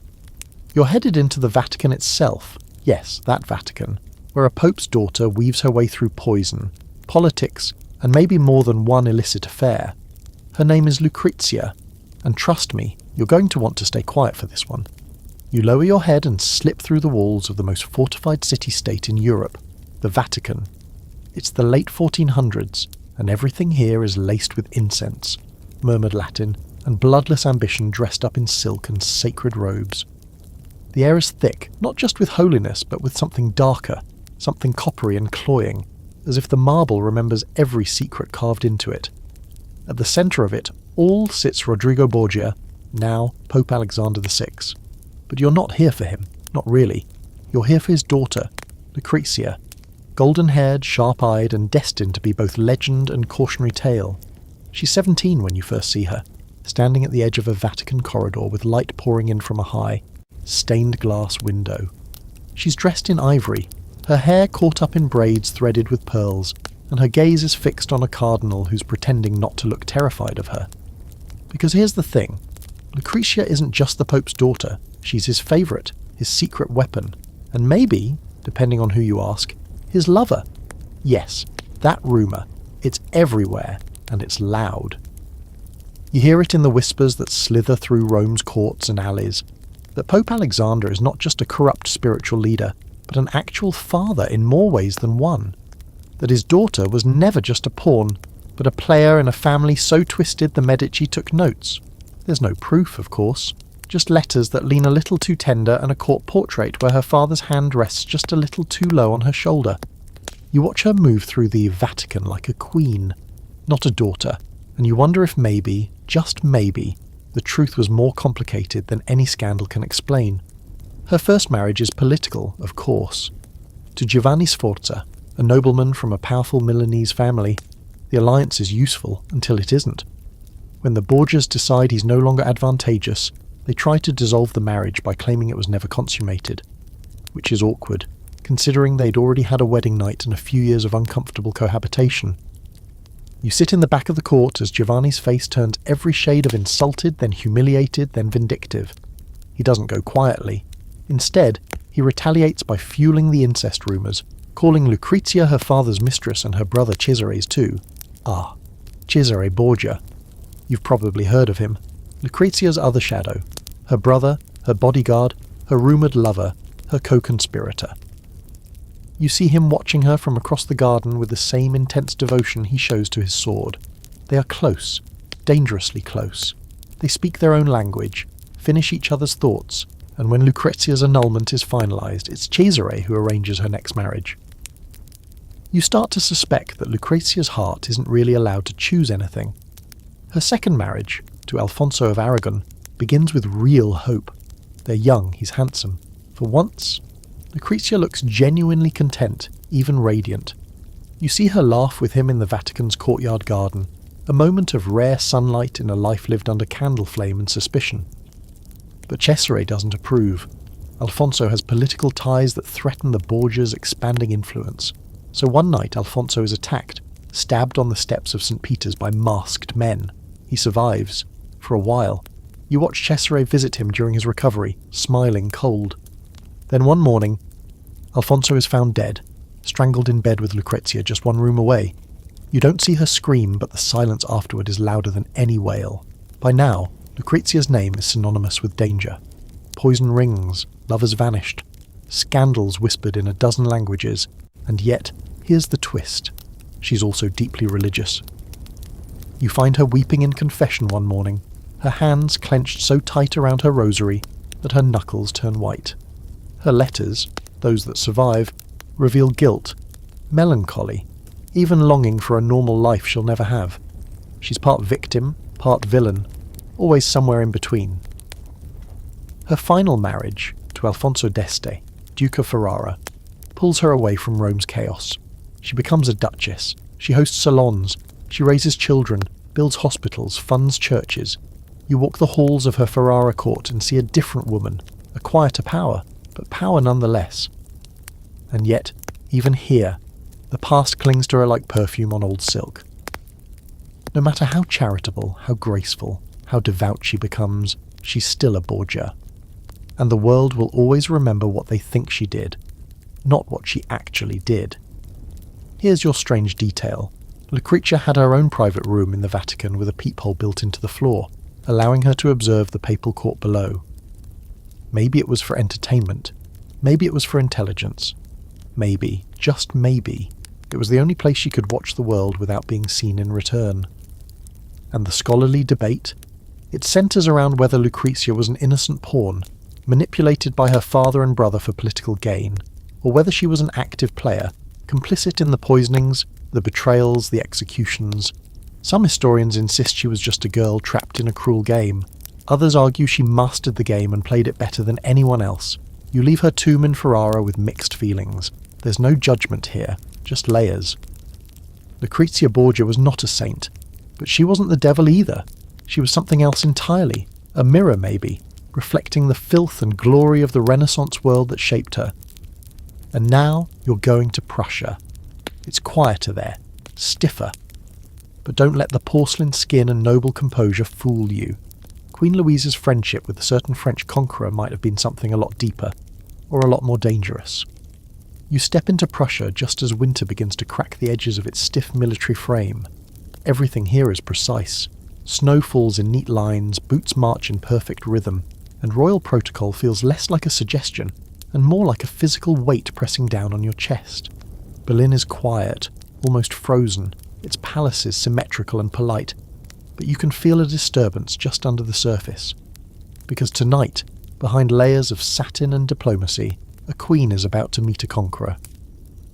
And though history insists it was all above board, you can't help noticing the look in her eyes when she says his name. Napoleon! This is Queen Louise of Prussia, Louise of Mecklenburg-Strelitz, if you want to get formal about it. And despite her conservative legacy, she's anything but boring. You see her now, sweeping through Charlottenburg Palace like a snowstorm in a silk gown. She's tall, striking, luminous, in a way that makes people pause mid-sentence when she walks into a room. Married to King Frederick William III, who is, well, let's say devoted, but not exactly thrilling. Louise brings the fire to this royal equation. She's adored by her people, cherished for her grace and courage, especially as Prussia faces its darkest hour. And that's the moment you've walked into. It's 1806, and everything is falling apart. Napoleon has crushed the Prussian army at the Battle of Jena Auerstedt, and now the French emperor is marching across Europe like he owns the place, which, increasingly, he kind of does. Prussia is on its knees, Berlin is occupied, and Louise, instead of hiding, steps forward. You follow her to Tilsit, a sleepy riverside town where she agrees to meet Napoleon face to face, one queen to emperor, in a private diplomatic meeting. But no one really believes she's just here to talk politics. She arrives at the treaty tent in full regalia, looking like a portrait come to life, every pleat in her gown perfect, her expression composed but unflinching. You linger just outside as Napoleon, famously dismissive of most royals, actually rises when she enters. That alone tells you everything. The conversation is quiet, too quiet for the scribes to record more than the basics, but you see it, the spark. Not quite flirtation, not quite rivalry, something more dangerous, admiration.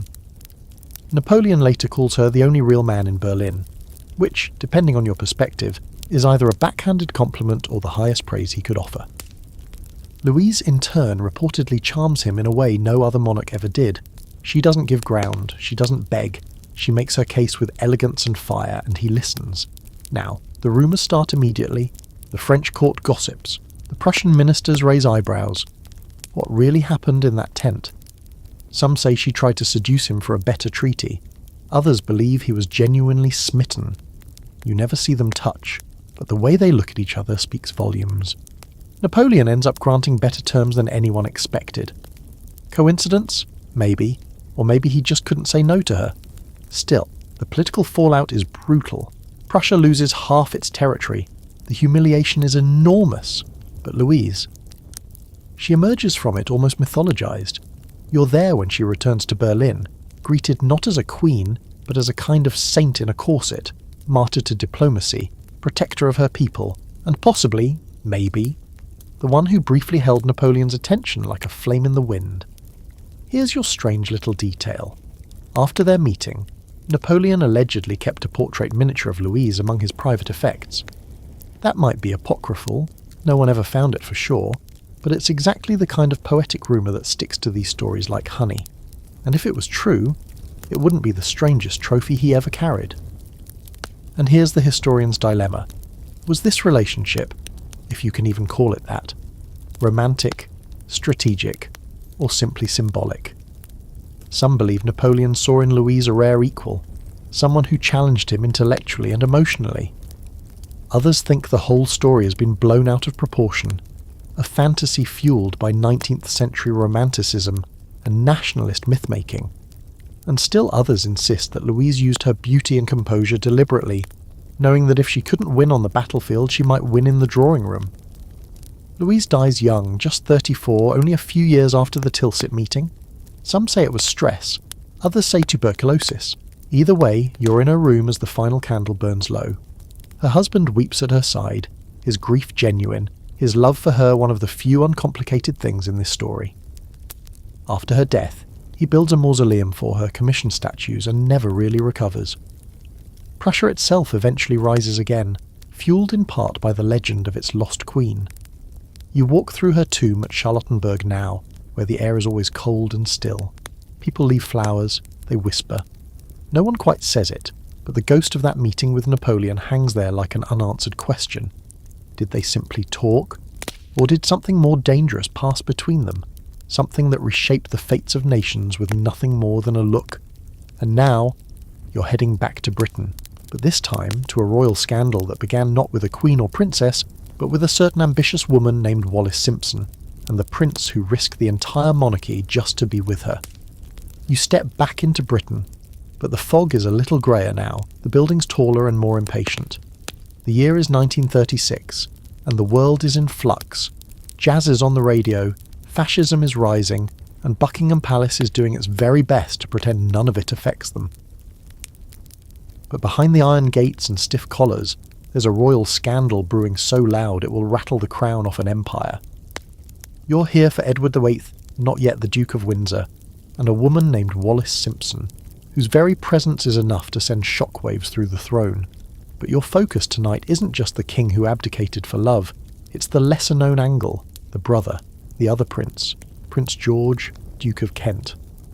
And the question that's been quietly following him, did he fall for Wallis Simpson first? You find George at a party in Mayfair, drink in one hand, cigarette in the other, always smiling, always just a little too charming for someone with royal blood. He's the fourth son of King George V, which means he has rank but not responsibility, a dangerous combination. He's sleek, magnetic, and, if we're being honest, the most bohemian Windsor of the lot. Artists love him, so do actresses, and apparently so did Wallis. She enters the party like a wasp in a drawing room, thin, sharp, impossible to ignore. Not traditionally beautiful, but radiating something harder to define. Confidence, maybe, or the quiet thrill of danger. You watch George approach her like a moth to a flame, his polished charm colliding with her American bite. Their conversations crackle. No royal formality, no hesitations. Just banter, veiled glances, and a current that makes everyone in the room start watching. Was there an affair? Some say yes, brief, before Edward stepped in. Others say it was emotional, a flirtation that never quite tipped into scandal. But George wasn't exactly known for self-restraint. You trail him through jazz clubs and artist lofts, catching glimpses of a man who moved between worlds, who wanted freedom more than protocol. And Wallis? She was the perfect mirror.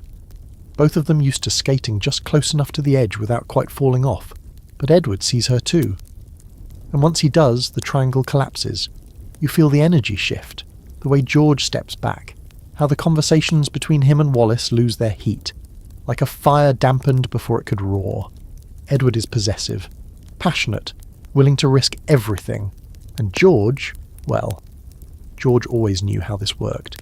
He may have wanted her, may have even had her first, but when a future king makes a choice, everyone else falls in line or disappears. What follows is the story you already know, but watching it unfold firsthand is something else entirely. You're there when Edward, now king, refuses to give up Wallis, despite every advisor, bishop and parliamentarian begging him to reconsider. Wallis is still married at first, to a wealthy American businessman who's increasingly left alone at parties. The press calls her a friend, the palace calls her a problem. You watch her being tailed by private investigators, her phone tapped, her mail opened. They say she's a gold digger, a social climber. Some go further, whispering she's a Nazi sympathizer, a spy, even a dominatrix. None of it matters to Edward. In December 1936, he abdicates, just walks away, becomes the Duke of Windsor, marries Wallis in a private ceremony in France, without a single member of the royal family in attendance, not even George. And the crown, it passes to Albert, now King George III, who never wanted it. You can practically hear the shift in the royal family's breathing, like they've been holding it for a year, and are only now realising it's going to be permanent. But back to George. While his brother becomes a footnote in romantic tragedy, George becomes a quieter mystery. His own romantic life remains fluid, complicated. There are rumours of affairs with women and men, of deep friendships that border on obsessive, of disappearances into Paris and Berlin under fake names. You follow him through shadowy corridors and wartime parties, where every interaction feels like a secret. He marries Princess Marina of Greece, and they look picture perfect in photographs. But behind the scenes, the intimacy is questionable. There's distance, smoke between them. Here's your strange little fact.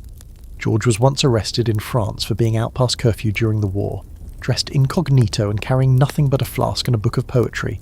No ID, no entourage, just George wandering. And somehow, that says more than anything else. And the debate that lingers, was George's connection to Wallis a genuine love affair, a passing infatuation, or something more politically explosive? Some believe his interest in her was the spark that first caught Edward's attention, a competitive flicker between brothers. Others think it was George who introduced them in the first place, not realising what he was about to set in motion. There's even a theory, whispered in the more shadowy corners of Windsor history, that George resented Edward deeply, not for loving Wallis, but for choosing her so completely and publicly when he himself could not. George's life ends suddenly, in 1942. A military plane crashed in Scotland, under mysterious circumstances. He was on a mission no one quite understood, in whether that should have grounded the flight. Conspiracies blossom. Was it sabotage, a cover-up, or just another Windsor tragedy swallowed by fog? You stand in the wreckage, still charred decades later, and the silence doesn't answer. Wallis lives long after, outlives Edward, outlives the scandal, outlives nearly everyone who cursed her name. She dies in Paris in 1986, silent and alone, surrounded by furniture and photographs of a man who gave up the world for her. George is buried with far less attention, his story largely tucked away beneath layers of royal distraction. But now, as you walk through the palace halls that still whisper their names, you know the truth is far messier than any official story. A prince who might have loved her first, a king who refused to let her go, and a woman who never said exactly what she felt. Not once, not to anyone. Next, you're heading south to Renaissance Italy again, to Milan, where the widow of a murdered duke falls for his enemy, and you'll be the one listening behind the frescoed wall as everything unravels. The Renaissance doesn't ease you in, it throws you directly into the velvet-draped chaos of Milan, where every smile hides a blade and every family crest is soaked in somebody's blood. It's the late 1400s, and the Sforza dynasty rules the city like a lion wearing pearls, brutal but beautiful. You walk through Castello Sforzesco, its towers looming over the city like sentinels, and step into a palace dripping with ambition, silk and unfinished frescoes.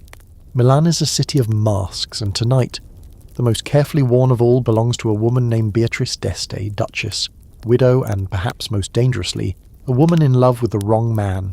She's barely out of girlhood when she marries Ludovico Sforza, Il Moro, the Duke of Milan, and one of the most powerful figures in Italy. He's twice her age, politically ruthless, and exactly the kind of man Beatrice knows how to handle. At first, it's a strategic match, but you're there on the day of their wedding, watching Beatrice step out of her carriage with her back straighter than any brides you've seen so far. She wears jewels like armour and smiles with just enough mischief to make the old men at court uncomfortable. Their marriage turns out to be oddly functional. She charms the Milanese court, dances with artists and envoys, hosts literary salons in 3 languages. Ludovico falls for her in spite of himself. And yet, it's not his affection that ignites history. It's what happens after his assassination. Because once Ludovico's gone, Beatrice finds herself not only grieving, but confronted by someone she was never meant to love. The man accused of betraying and ultimately orchestrating Ludovico's fall, Gian Galeazzo Sanseverino. He's younger, handsomer, bolder. You see it the moment their eyes meet across the cloister garden during a political gathering. Her grief pressed into the folds of black silk, his guilt slung around his shoulders like a knight's cloak. The chemistry is immediate and deeply inconvenient. Gian Galeazzo had been Ludovico's military commander, once trusted like a brother. But when the French invade and everything collapses, Gian sides with the invaders. For Beatrice, this man represents everything she should hate. But she doesn't. Their meetings are subtle. You crouch behind a drape in the ducal library as they speak in low tones, careful to use too many words rather than too few. They discuss philosophy, war, morality, and, very quietly, regret. Beatrice keeps her mourning veil up for months longer than protocol demands, but her glances start to linger. You watch her hands tremble as he kisses her fingers during a formal greeting. She blinks too slowly. He speaks too softly. They never marry. They never even openly acknowledge their affection. But it's there, pulsing between every formal exchange, every carefully coordinated court appearance. Milan is too dangerous for obvious romance, especially when your dead husband was one of the most cunning politicians in Europe. But Gian Galeazzo doesn't distance himself. He returns to Milan often, too often. You see the court's reaction, suspicion first, then scandal, then something like fear. Because if this love became public, it wouldn't just be a shameful affair. It could realign political alliances, enrage rival noble families, and destroy what little stability the city still has left. Beatrice knows this. So does he. But they keep meeting, secretly, boldly. In the corners of cathedrals, in the gardens behind the Brera Monastery, once even in a hidden chamber in Leonardo da Vinci's workshop. You see them touch finally once fleetingly, his hand to her face, as she closes her eyes and says nothing. Here's your quirky detail. Beatrice was obsessed with the idea of courtly love, and once commissioned a poet to write a series of allegorical verses about a knight betrayed by his duty and rescued by the ghost of a queen. The identity of the knight was never confirmed, but those close to her knew who it was supposed to be. The ghost? Probably her, always present but never fully alive when it came to love. And here's the academic fight that's still going on today. Did Beatrice and Gian Galeazzo truly love each other? Or was their closeness another political performance, a complicated act of survival disguised as longing? Some argue that she used her proximity to him as leverage against French influence in Milan. others swear that a series of private letters, now lost of course, proved a deep and enduring connection between them, one she never allowed herself to fully pursue. As with so many women in power, it's unclear how much of her heart was hers to give. Beatrice dies young, just 21, possibly from complications during childbirth. You're there in the chapel as the court dons mourning again, this time with a different weight. Gian Galeazzo doesn't attend the funeral publicly, but you see him standing in the shadows just outside the cathedral, bareheaded, rain falling on his cloak, watching the coffin pass with eyes that don't blink. He leaves Milan the next day, quietly, forever. Her tomb remains in Milan, but not the centre of it, not where tourists go. You find it tucked behind an altar, covered in ivy, her effigy staring upward as though still waiting for something unfinished. She ruled with poise, died too soon, and left behind a story written mostly in rumour and silence. You leave the frescoed halls behind, their stories buried under centuries of plaster and politeness, and now you're heading toward Vienna, where gaslights flicker and corsets tighten, and an empress named Elizabeth is about to break every rule with a woman who stole her breath on stage. Vienna glows like a snow globe filled with candlelight and imperial expectation. The streets smell of roasting chestnuts, damp cobblestones, and the distinct perfume of a city that knows it's watching itself. You arrive in the late 19th century, just as the Habsburg Empire starts to crack beneath the weight of modernity, and somewhere behind the royal balconies and gilded mirrors, a scandal is quietly blooming. You're stepping into the private world of Empress Elizabeth of Austria, Sisi to those who loved her, though she didn't let many get that close. She's famous for her waist, her hair, and her distance. But tonight, you'll see the woman behind the legend, the restless soul who may have given her heart, perhaps fully, to an actress named Katharina Schratt. The imperial palace is hushed, almost museum-like. As you move through, Sisi isn't there, of course. She's never really there. You'll find her instead in the Alps, on horseback, galloping through the fog like someone trying to outrun her own reflection. Or in Hungary, hunting. Or on a ship to the Ionian Islands, always in motion. But when she's in Vienna, you can find her slipping away from state dinners to sit in the velvet-draped corners of the Burg Theatre, where Katharina takes the stage. Katharina Schratt is magnetic, even when she's still. Not classically beautiful, but powerful in her presence, self-assured, warm and able to command a room with nothing more than a raised eyebrow. You're there the first time Sisi sees her perform. The Empress doesn't clap, doesn't even blink. She simply watches with the quiet intensity of someone recognizing a missing piece. They meet backstage afterward, introduced by courtiers, polite, formal, and then not. You watch their relationship unfold in letters and long walks through palace gardens, guarded by handmaids who look the other way. There's a gentleness between them that Sisi never shared with her husband, Emperor Franz Joseph, who by this point had given up trying to understand his famously elusive wife. But here, with Katharina, Sisi doesn't have to explain herself. She can laugh, she can confide, she can breathe. The Empress begins to spend increasing time at the Schratt Villa, a small home nestled away from the court's view. You walk the halls with her, where she leaves notes, poems, sometimes nothing more than a flower pressed into the spine of a book. Katharina responds in kind, always careful, always coded, nothing overt, just enough to build a fortress of intimacy that the court doesn't quite know what to do with. Here's where it gets messy. Franz Joseph knows about Katharina. In fact, he begins supporting her financially, giving her titles and property. The official narrative says she was his companion, not Sisi's, a convenient fiction. A shield. But you see through it. You watch the way Sisi touches her elbow during quiet conversations, the way Katharina looks for Sisi in a crowded room before anyone else. This wasn't a triangle. This was two women orbiting each other under a chandelier of royal expectations, and a man who chose to stand back. By now, Sisi's mental state is fragile. She spent decades in a court that worships appearance and loathes emotion. Her children have either died, disappointed her, or been taken from her. She starves herself, walks for miles each day, refuses portraits after age 30. The only constant in her life becomes Katharina, and while they may never say the word, love, you see it everywhere. Here's a curious detail. Sisi often travelled with a small, leather-bound notebook filled with poems about unspoken affection. Several lines are clearly addressed to a woman.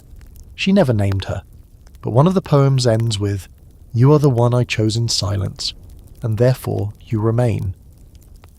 That notebook was found among her belongings after her death, tucked between a page about Katharina's birthday and a pressed violet.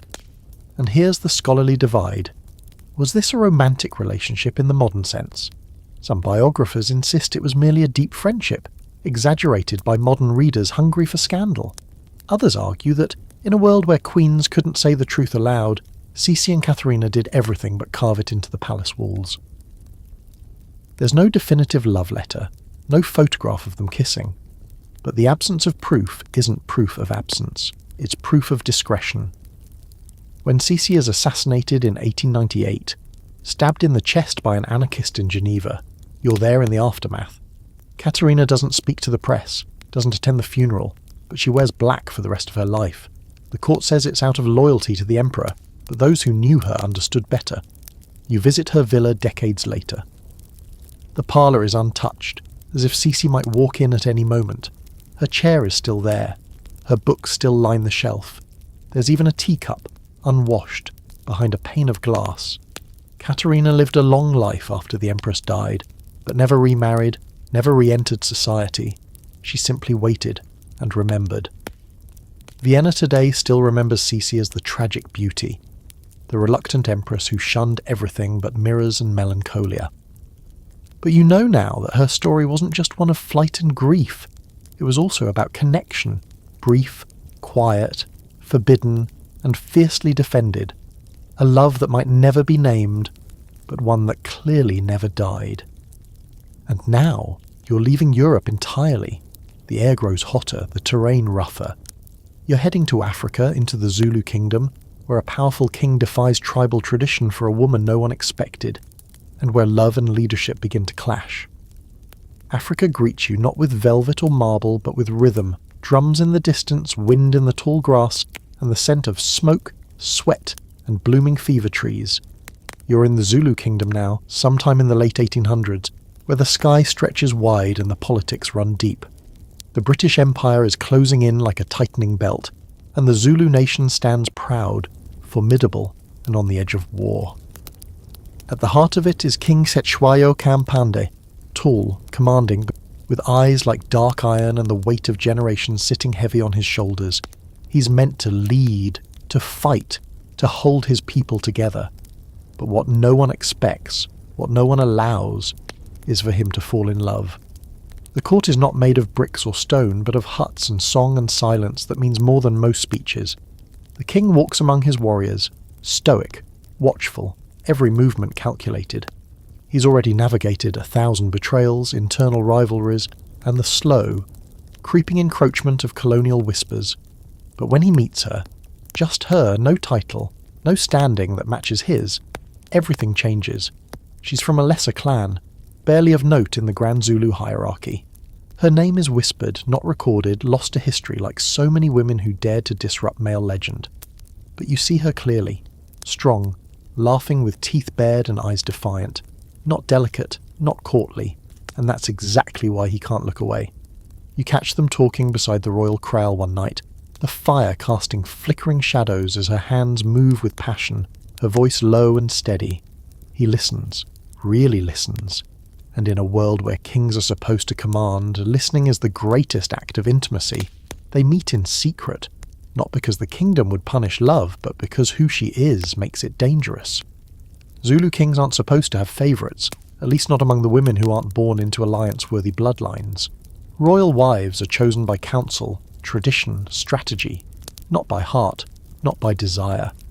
But Cetshwayo, a king already strained by politics and foreign threat, begins to bend the rules.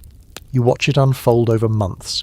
He gives her bracelets, not just jewellery, but pieces of the royal forge.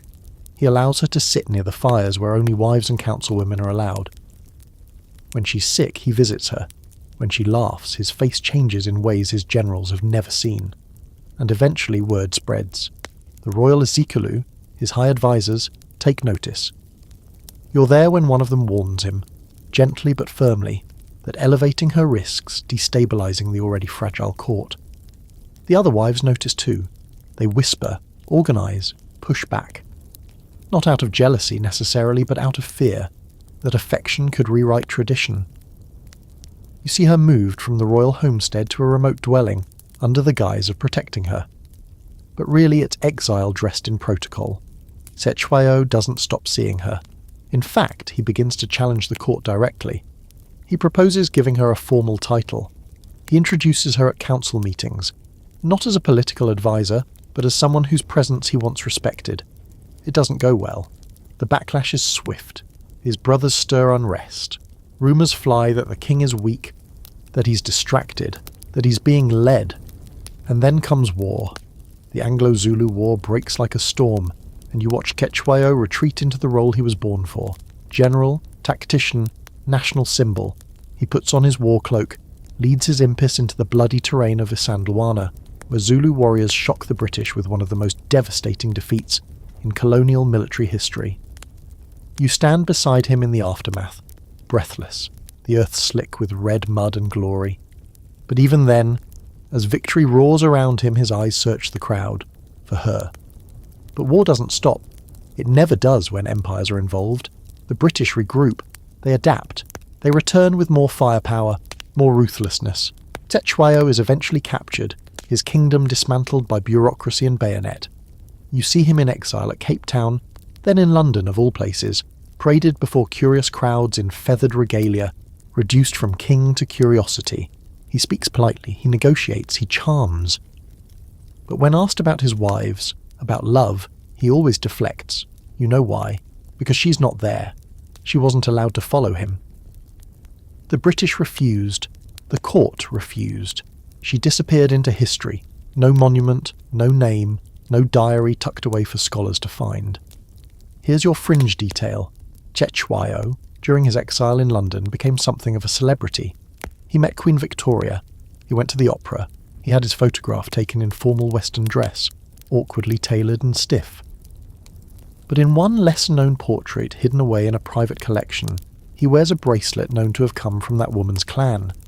It's a tiny, silent act of memory, of resistance, and the debate? Some historians deny she even existed, arguing that there's no record, no proof. Others cite oral histories passed down in secret that speak of a woman of flame who turned the king's gaze away from war, if only for a moment. Whether she was real, symbolic, or some mixture of the two, depends entirely on who you ask and what you choose to believe. Xuanzong returns to Zulu land eventually, but never with full power. He dies in 1884, officially of a heart attack. You stand by his grave as the wind picks up, scattering dust and ash across the hills. No one speaks her name, but you know she's there, in the silence, in the space beside him that never quite filled. You leave the savannah now, the sound of distant drums fading behind you. Next, you're stepping into the tightly folded world of Japan, where an American commoner crashes into the world's most insulated royal family, and love begins to tremble beneath 1,000 years of unbroken tradition. The hush of Japan wraps around you like a silk screen, delicate, pristine, and hiding more than it reveals. You step into Tokyo in the 1950s, where everything is ordered, respectful, and controlled to the point of perfection. Even the air feels carefully composed, like the city is constantly pausing mid-breath, waiting to be told what it can feel. Here, the chrysanthemum throne has stood for over 1,000 years, its traditions untouched by time, untouched by scandal, untouched by, well, pretty much everything. And then she walks in, not a noblewoman, not a princess, an American-educated Catholic commoner named Michiko Shoda, and the man she's about to change forever, Crown Prince Akihito. You find him seated in a formal garden, posture impeccable, eyes steady, the son of Emperor Hirohito, yes, that Emperor Hirohito. Akihito was born into a world of post-war reconstruction and delicate imperial reform, a world where his every move was choreographed by centuries of unbroken tradition. He's not supposed to have preferences, or opinions, or heaven forbid, romantic inclinations. But here he is, watching Michiko across a tennis court, her laugh ringing out like wind chimes on a quiet afternoon. and you can already feel the wall beginning to crack. They meet at a Karuizawa tennis match in 1957, in what the press would later describe as a chance encounter. But nothing about their story feels accidental. You're there as Michiko bends to tie her shoe, racket resting on her hip, and Akihito smiles, really smiles, for the first time in months. Their connection is instant, though not immediately public. You watch them navigate the beginning of their courtship through tightly scripted meetings and indirect letters, and you see what it costs them, because this isn't just a love story, it's a political firestorm wrapped in a kimono. Michiko's a commoner, not descended from the old court nobility, not educated in the shrines of imperial etiquette. She's Catholic too, which in a country where Shinto still clings tightly to the imperial identity is practically an international incident. Worse still, she's educated abroad, independent, self-possessed, everything the imperial household agency has been trained to keep far away from the bloodline. And yet, Akihito insists, he won't marry anyone else. You sit in on tense family meetings where Hirohito says little, but the advisors say everything. They cite tradition, harmony, face, public perception. They do not mention love, because love here is not a requirement for imperial marriage, it's a liability. But Akihito is quietly unmovable. He doesn't shout, doesn't argue, he just waits. And eventually, miraculously, the court relents. You witness the moment in 1959 when Michiko becomes the first commoner in Japanese history to marry into the imperial family. The wedding is broadcast across the country, the first imperial ceremony shown on live television. Millions watch as she bows to him, as he bows back. They are stoic, controlled, but you see it, the heat beneath the formality. The revolution disguised as ritual, and then the backlash. The imperial household agency treats Michiko with icy precision, assigning her handlers, restricting her voice, monitoring her every move. You follow her through palace corridors, her footsteps soft but deliberate, a woman who stepped into a role that wasn't made for her. She's expected to smile, bear airs, say nothing, and vanish behind tradition. Instead, she speaks. Not often, but enough. She supports modern education, writes essays, and quietly, consistently modernizes her image. A mother who takes her children to school by hand, a wife who's seen in public not 3 steps behind, but side by side with her husband. Subtle rebellions, but rebellions all the same. The pressure is relentless. You're there in the mid-1960s when the media turns against her. Stories leak about tension within the palace, about her supposed unsuitability. The stress is so immense that she briefly loses her voice, literally. Psychosomatic aphonia, the doctors say. A voice stolen by pressure. Still, she never leaves. She never breaks. Here's your odd, poignant detail. Michiko wore Western-style dresses to many official events, rather than traditional kimono, drawing criticism from purists but quietly sending a message to the people. This monarchy is changing, with me or without me, and the ongoing scholarly debate, whether Michiko's presence marked the beginning of true imperial reform or merely the illusion of it. Some say she was a symbol, not a driver, that the real modernization came decades later. Others insist her personal courage, especially in staying through the worst of the scrutiny, shifted the tone of the monarchy forever. There's also debate over how much freedom Akihito really had in choosing her, or whether his insistence was backed by subtle power moves behind the throne. Whatever the truth, their bond never faded. When Akihito eventually abdicated in 2019, the first emperor in over 2 centuries to do so, he did it with Michiko beside him, hand in hand, white-haired, still smiling that same soft smile from the tennis courts of Karuizawa. Their son Naruhito now reigns, with a wife of his own who has faced similar pressures. The cycle continues, but a little less rigidly, thanks to a marriage that once felt like a national crisis. You walk through the serene gardens of the imperial palace today, hearing only the distant splash of koi and the crunch of gravel underfoot. No portraits of rebellion hang here, no plaques, but the echoes remain. A prince who chose love, a woman who chose to stay, and a monarchy that bent just slightly because of both. Now you're heading back into the dying light of Imperial Russia. The court of the Romanovs is about to fall, but not before one Grand Duke makes a daring escape into Parisian arms, and maybe helps bring down the empire along the way. The final days of Imperial Russia are gilded in frost and gunpowder, and you step into it like someone falling through a Fabergé egg. Beautiful, delicate, and bound to shatter. St. Petersburg, 1916. The city hums with paranoia beneath its icy elegance. Palaces still glitter, balls are still held, but everyone knows the end is near. The streets are filled with hungry workers, and behind the palace walls, the Romanovs are living like people frozen in a portrait, too stiff to move, too afraid to acknowledge the cracks. You're here for Grand Duke Dmitry Pavlovich Romanov, cousin to Tsar Nicholas II, Olympic athlete, eligible bachelor, and a man who somehow finds himself wrapped in two different love affairs that defy the rules of royalty, revolution, and, well, fashion.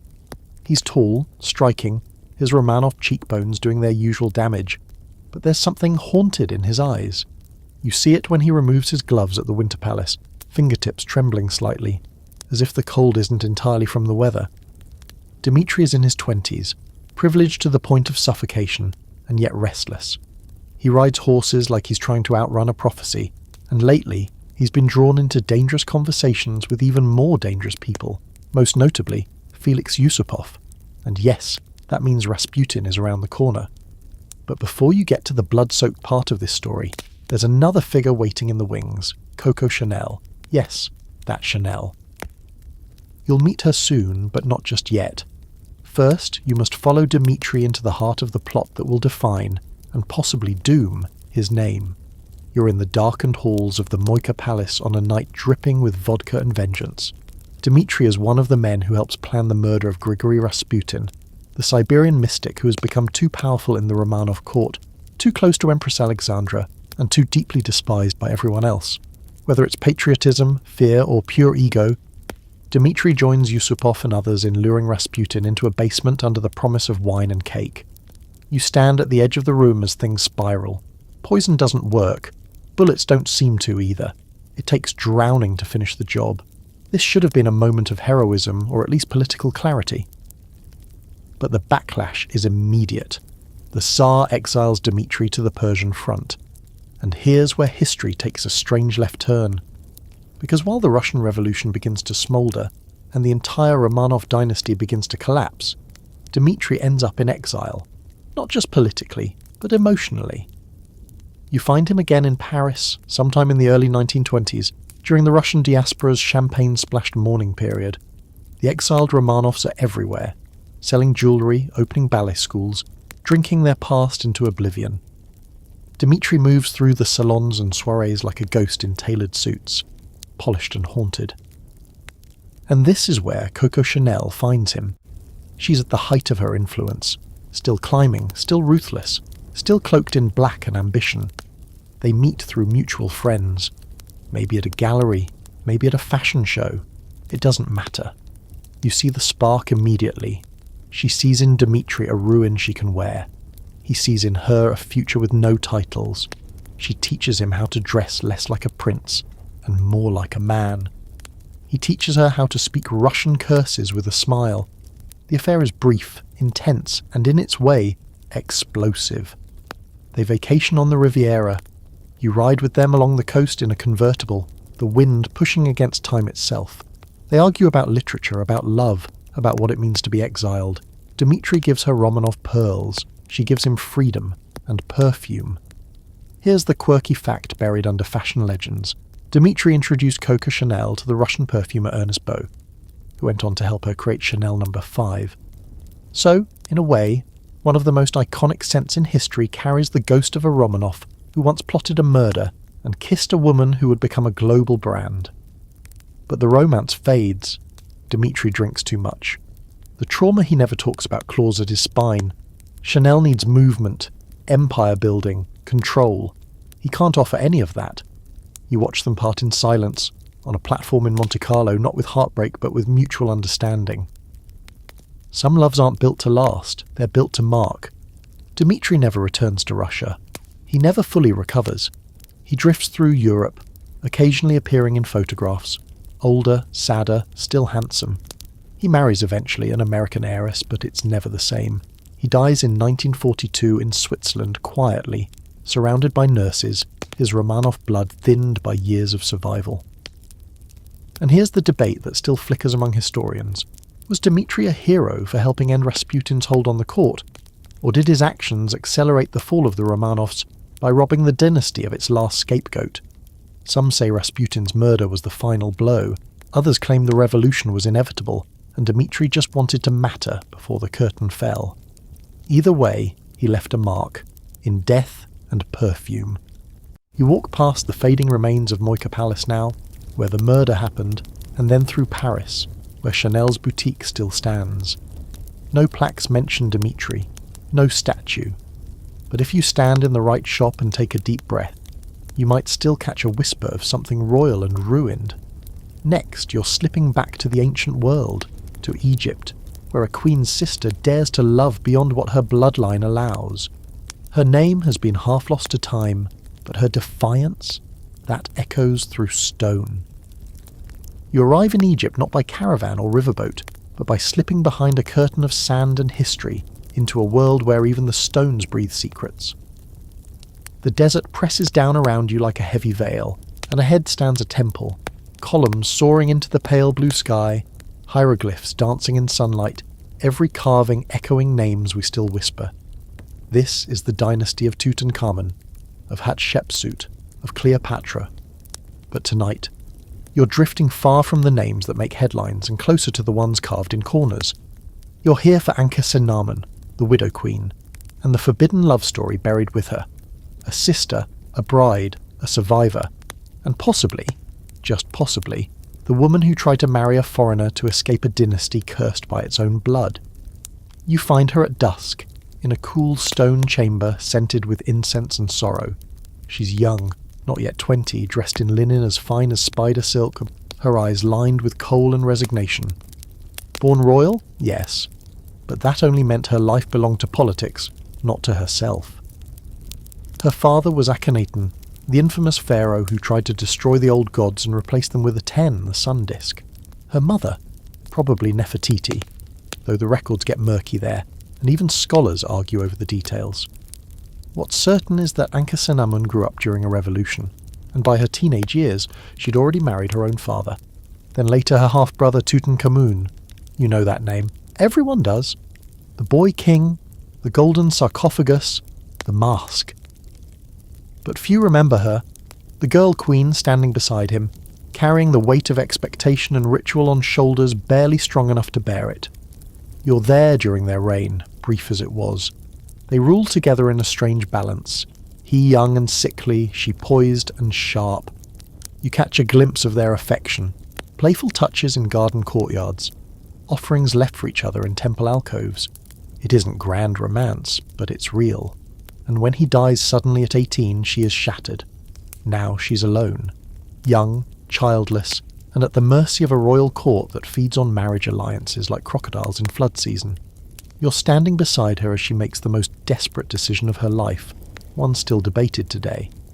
She writes a letter, not to a cousin, not to an Egyptian general, but to the king of the Hittites, Egypt's enemy to the north. She begs him to send one of his sons to marry her. "I will not take one of my own countrymen," she writes, a sentence so bold it practically crackles on the scroll. She offers the throne, she offers herself. You read the letter over her shoulder, watching her hands tremble. This isn't romance, this is rebellion. No Egyptian queen had ever done anything like it. For a woman raised to worship divine bloodlines, asking to marry a foreigner is not just unorthodox, it's treasonous. The Hittite king hesitates, then agrees. He sends his son, Prince Zananza. You wait with Ankhesenamun at the palace gate, heart pounding in tandem with hers as the days stretch into weeks. But Zananza never arrives. He's murdered en route, likely by an Egyptian faction horrified by the queen's audacity. Some say it was Horemheb the general. Others suspect A, the aging vizier already plotting to marry her himself. Either way, the message is clear. She will not be allowed to choose her husband, or her fate. She disappears from the record soon after. No grand burial has ever been found. No monument stands in her name. You search temple walls hoping for a sign, a scratched note in the margins, a carving of her face untouched by chisel. Nothing. It's as if she were erased. But you know better. You see her legacy in the walls that still whisper. You visit the ruins of Amarna, the city her father built for a god no one worships anymore, and you walk through the broken doorway of what may have once been her home. In the sand, you find a fragment of pottery, 2 figures painted in red ochre, hand in hand. It could be anyone, but it feels like her. Here's your curious little detail. Some scholars believe that Ankesenamun's ring was found paired with eyes in a small tomb carving, suggesting she was forced to marry him after all, possibly as a last move to retain some semblance of power. But no records name her as his queen. No children are attributed to her. It's possible she was married, used, discarded, and then buried in a grave so modest it never even made the maps. And here's the scholarly debate that keeps Egyptologists up at night. Was Ankesenamun's letter to the Hittite king a cry for love, or a desperate grasp at control? Some argue it was the first act of female diplomacy in ancient Egypt's history. Others say it was a mistake made by a terrified girl, and then there are those who believe she was assassinated not long after. Too bold, too unpredictable, too inconvenient to survive. Without her tomb, without her voice, we may never know. But you walk away with the sense that she was something rare in that era, aware of the game and willing to risk it all to write her own ending. It didn't work. It rarely does. But in that one letter, still preserved on a Hittite tablet, her voice survives. You step back into the desert night, the stars cold and clear above the Valley of the Kings. Somewhere out there, beneath layers of sand and silence, she still waits to be found. A queen who broke the rules. A woman who tried to make herself heard in a world that demanded she stay silent. And now you're heading toward a different kind of exile. A love story written on the waves, not the walls, where a royal affair unfolds not in palaces but on the open sea. A British prince, a nameless sailor, and a passion so hidden it almost didn't leave a trace. The sea is black and endless when you arrive, the wind sharp and brined with secrets. You're aboard a Royal Navy vessel somewhere in the North Atlantic sometime in the 1930s, though no one's exactly sure when it begins, or even if it really happened. That's the problem with some royal love affairs. They're never shouted, never even whispered.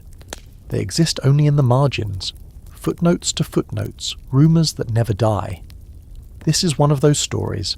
A prince, a sailor, and the kind of affection so forbidden it couldn't even be named, let alone spoken aloud. The man at the heart of it is Prince George, Duke of Kent. Yes, the same George you last met brushing too close to Wallis Simpson. But his story, like so many royal ones, doesn't follow a single thread.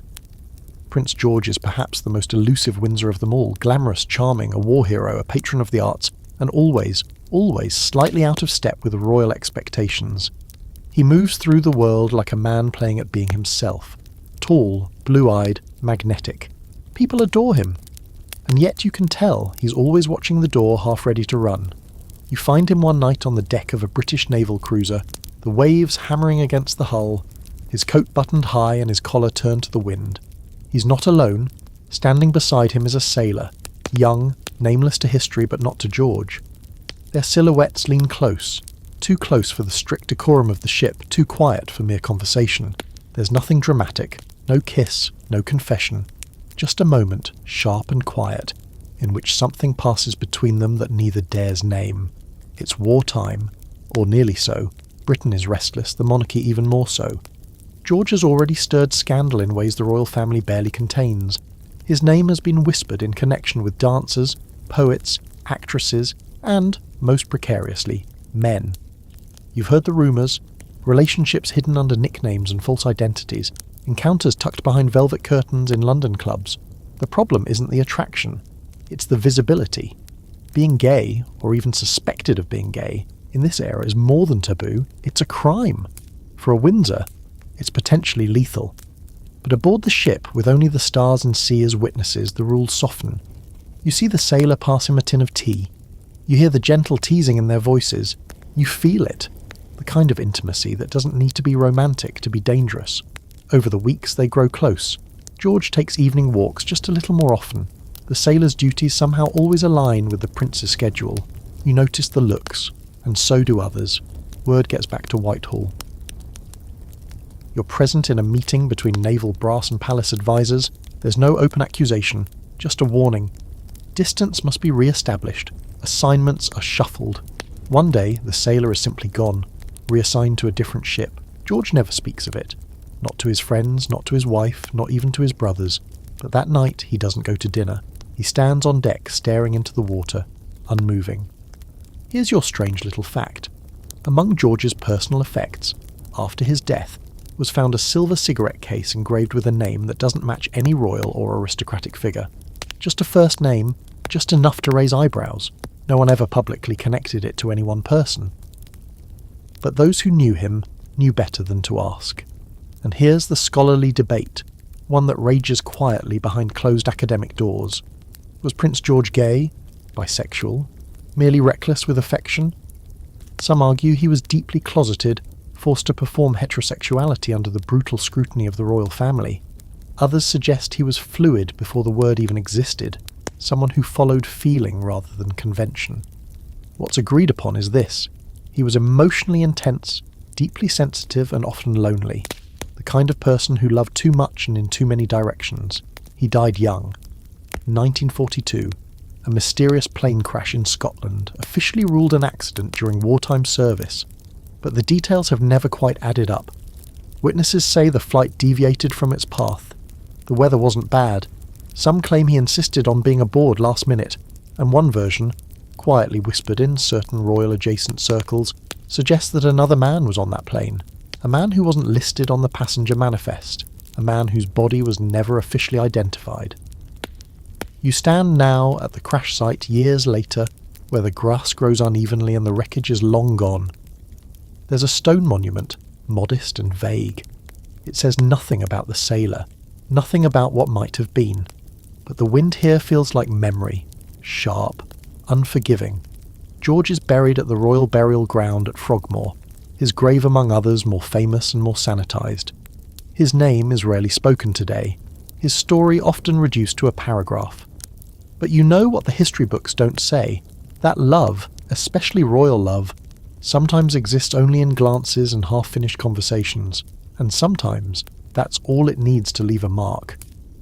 Next, you're heading east again, into the golden palaces of Thailand, where a princess exchanges poems with a poet, and their quiet love story is erased as quickly as it blooms by both monarchy and war. Thailand greets you with golden rooftops and the scent of frangipani drifting through the humid air. Everything here is luminous, temples gleaming beneath a honey-coloured sun, monks in saffron robes moving silently along stone paths, the hum of prayer a steady undercurrent to city noise. But behind the serenity, behind the elaborate royal ceremonies and the crisp etiquette that governs every glance, there is a love story you're not supposed to know. It doesn't show up in history textbooks or on official tours of the Grand Palace. But if you lean close enough to the silence, if you listen carefully between the folds of formality, you'll hear her, Princess Vibhavadi Rangsit, and him, a poet, a pilot, a man without a title, whose name was once written on her heart like verse carved into stone. She's the daughter of Thai royalty, born into the House of Chakri in 1920, the kind of woman who should have followed the script. Debut at court, marriage to a nobleman, a life of carefully arranged appearances. But Vibhavadi never quite fit into that lacquered box. From a young age, she wrote stories, essays, eventually novels. And poetry.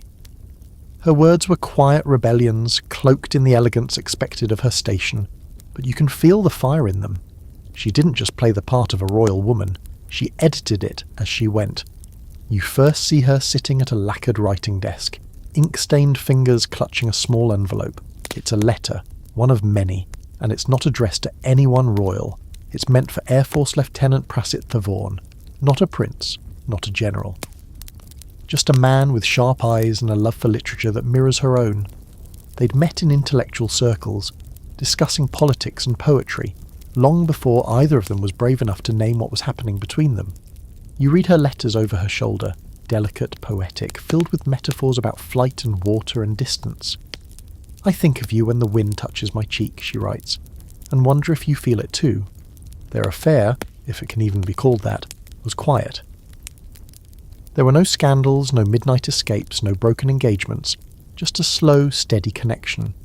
You catch them sharing tea at the edge of a palace garden, their conversation drifting between war, literature, and the future neither of them dares to hope for. They write to each other constantly despite the risks. In Thailand, royalty is held above and apart. The idea of a princess loving a commoner isn't just unorthodox, it's legally and culturally taboo. But Vibhavadi is used to navigating between duty and defiance. She channels her energy into public service, travelling to the remote southern provinces on humanitarian missions. She brings medicine, food, and books to areas caught between government neglect and rebel tension. The monarchy lets her go, partly because she asks, partly because they don't know what else to do with a woman like her. You travel with her on one of those trips. The roads are rough, the air thick with monsoon heat, and yet she never once complains. She rides in a small military helicopter, sketching out logistics and pausing only to tuck a poem into her bag. It's on one of these missions that everything changes. The year is 1977. Political unrest is boiling beneath the surface. You're in the helicopter when it takes off from a southern base. With her are medics, supplies, and letters she hasn't yet mailed. She's heading into a province thick with insurgent activity. No one expects what happens next. Mid-flight, the helicopter is struck by gunfire. You feel the jolt as bullets tear through the fuselage. Screams, smoke. The world turns sideways. When the dust settles, Princess Vibhavadi is dead. The country mourns. She's declared a martyr, a hero, a symbol of royal sacrifice. The king posthumously bestows the title, Princess of Naradiwas. Statues are erected, schools named in her honour, but her love letters? Buried. Her connection to Prasit is never formally acknowledged. He attends her funeral as a civilian, says nothing, wears a blank expression, but you see the way he looks at her portrait, the way his hand lingers near the fabric of his uniform, as if he's hiding something just beneath the surface. Here's your strange little detail. In a box hidden at Prasit's family home, decades later, researchers uncovered several letters signed only with a single flower symbol. The same one Vibhavadi used in her published poetry. Most were burned, some were preserved. A few lines survived, enough to hint at something deeper, more personal, more dangerous than anyone had ever confirmed. One fragment reads, "I write you as the sky breaks open, I am not afraid. Not of them, only of forgetting." And the academic debate? It's barely even allowed.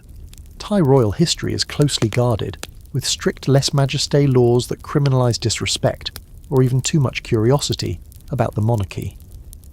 Scholars who whisper about Vibhavadi's forbidden love do so behind closed doors, cautiously, eyes always darting toward the door. Was it love? Was it platonic admiration? A literary partnership? We may never know. But those letters, those fragments, say enough. Even in death, she resisted being simplified. You walk through her memorial garden in Narathiwat, where jasmine vines climb up carved wooden beams, and the air smells of salt and memory. No one talks about Prasit here. There are plaques for her public work, yes, but nothing about the man she wrote to in the dark, nothing about the lines they crossed in silence.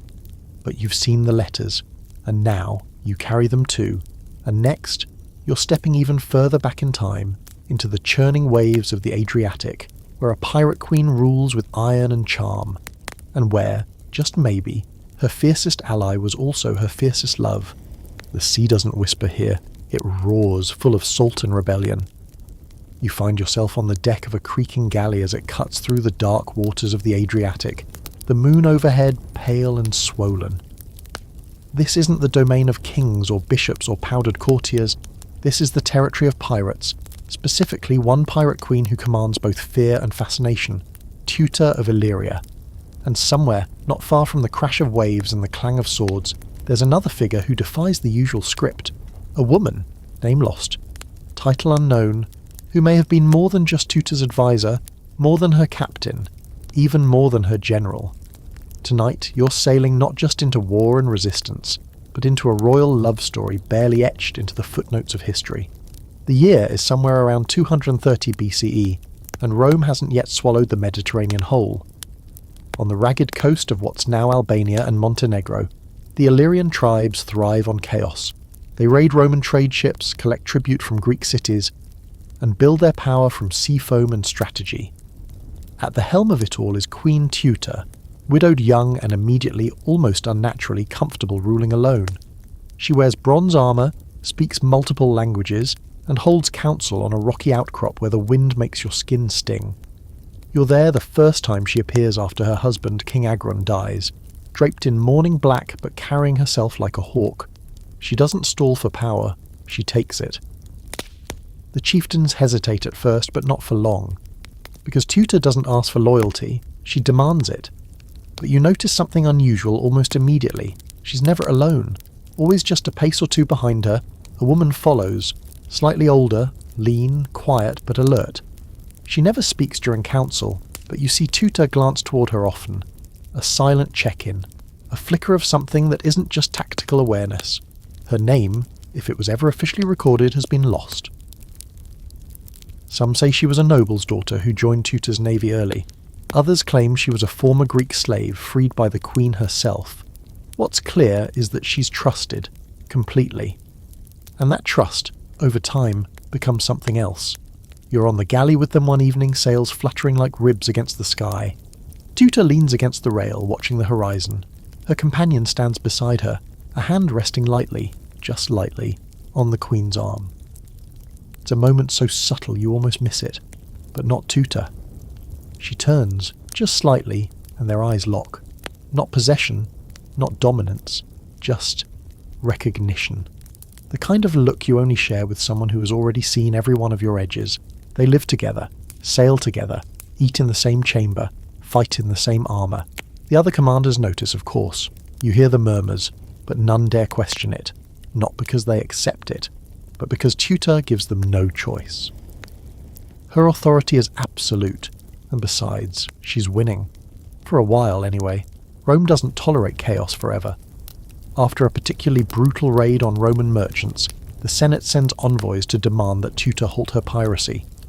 You're in the audience chamber when one of the Roman ambassadors accuses her of arrogance unbefitting a woman.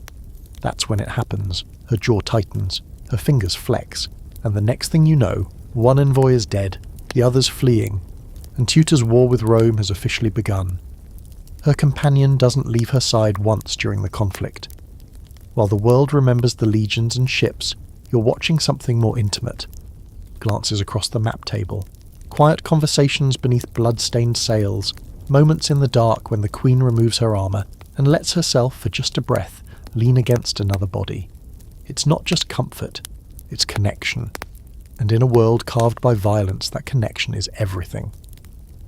Here's your fringe historical detail.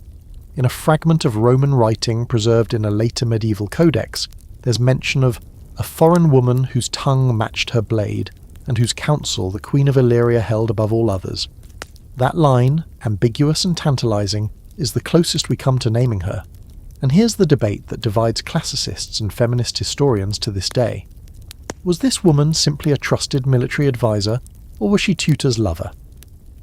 Ancient texts are infuriatingly vague, written by men who either couldn't imagine women loving women, or refused to record it if they did. Some argue that this reading imposes modern sensibilities onto the past.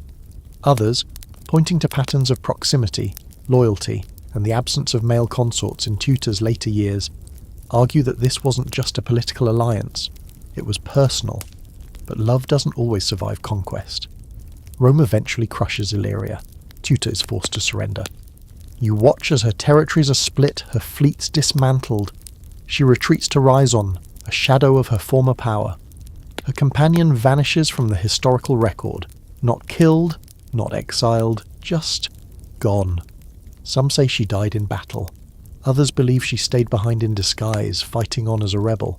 Teuta, reduced to a Roman client ruler, keeps her silence. You visit what's left of Reason now, modern-day Risen, where wildflowers grow among broken columns and the sea still murmurs against the rocks. No plaque marks her palace, no statue stands for her unnamed partner. But if you listen to the waves long enough, you'll hear a story of a queen who refused to bend, of a woman who walked beside her through fire and salt, of a love carved not in marble, but in movement. And now, you're heading toward the final pages of this history. The curtains are drawing close, but not before one last forbidden royal affair. This one happens in our own time, in palaces where the cameras never stop rolling, and where a crown prince risks everything for a woman the world already judged. The final act of this journey unfolds beneath the blinding flash of paparazzi bulbs and the low mechanical hum of rolling news cycles. You're no longer wading through ancient ruins or peeking behind velvet curtains. You're now in the polished, camera-ready present, where every smile is dissected, every gesture debated, and privacy is more mythical than any throne. Welcome to the modern monarchy. And tonight, the spotlight lands squarely on Crown Prince Haakon of Norway, and the woman he dared to love when the world, the media, and even his own court insisted he shouldn't. Her name is Mette-Marit Hoiby, and from the moment he said her name publicly, nothing in the Norwegian royal family would ever be the same. You arrive in Oslo in the late 1990s when the monarchy has mostly traded gold crowns for clean Scandi aesthetics, but the rules? Oh, they're still there. The king is expected to smile, wave, and quietly judge the lives of his children behind closed castle doors. The crown prince? He's young, popular, and painfully aware of what's expected of him. Marry well, stay neutral, and never, ever make headlines. But Haakon has always walked slightly off the prescribed royal path. You see it in his eyes. Curious, empathetic, restless. He meets Mette-Marit at a music festival. Yes, really. Not a palace gala, not a diplomatic dinner. A muddy, crowded music festival where beer spills and bass lines tremble through the grass. She's not what the press calls royal material. She's a single mother, born to working-class parents, and she's been very open about her past. Experimentation, parties, even time spent in Norway's underground rave scene. In short, she's exactly the kind of woman who's not supposed to stand next to a throne. But Haakon sees something else. He sees a woman who's survived things, who owns her scars instead of covering them. You're with them on their first quiet dates, dinners in hidden apartments, hikes in the forest where no one's looking. There's laughter, honest conversation, no performance. It's not a whirlwind romance, but something rarer, steady, grounded, real. And then he tells his family, and all hell breaks loose. You sit in on the internal meetings, advisors pacing, courtiers sighing, every newspaper in Scandinavia sharpening its knives. A crown prince marrying a single mum with a wild past? Absolutely not. You read the headlines. Unfit for a future queen. Haakon's heart over duty.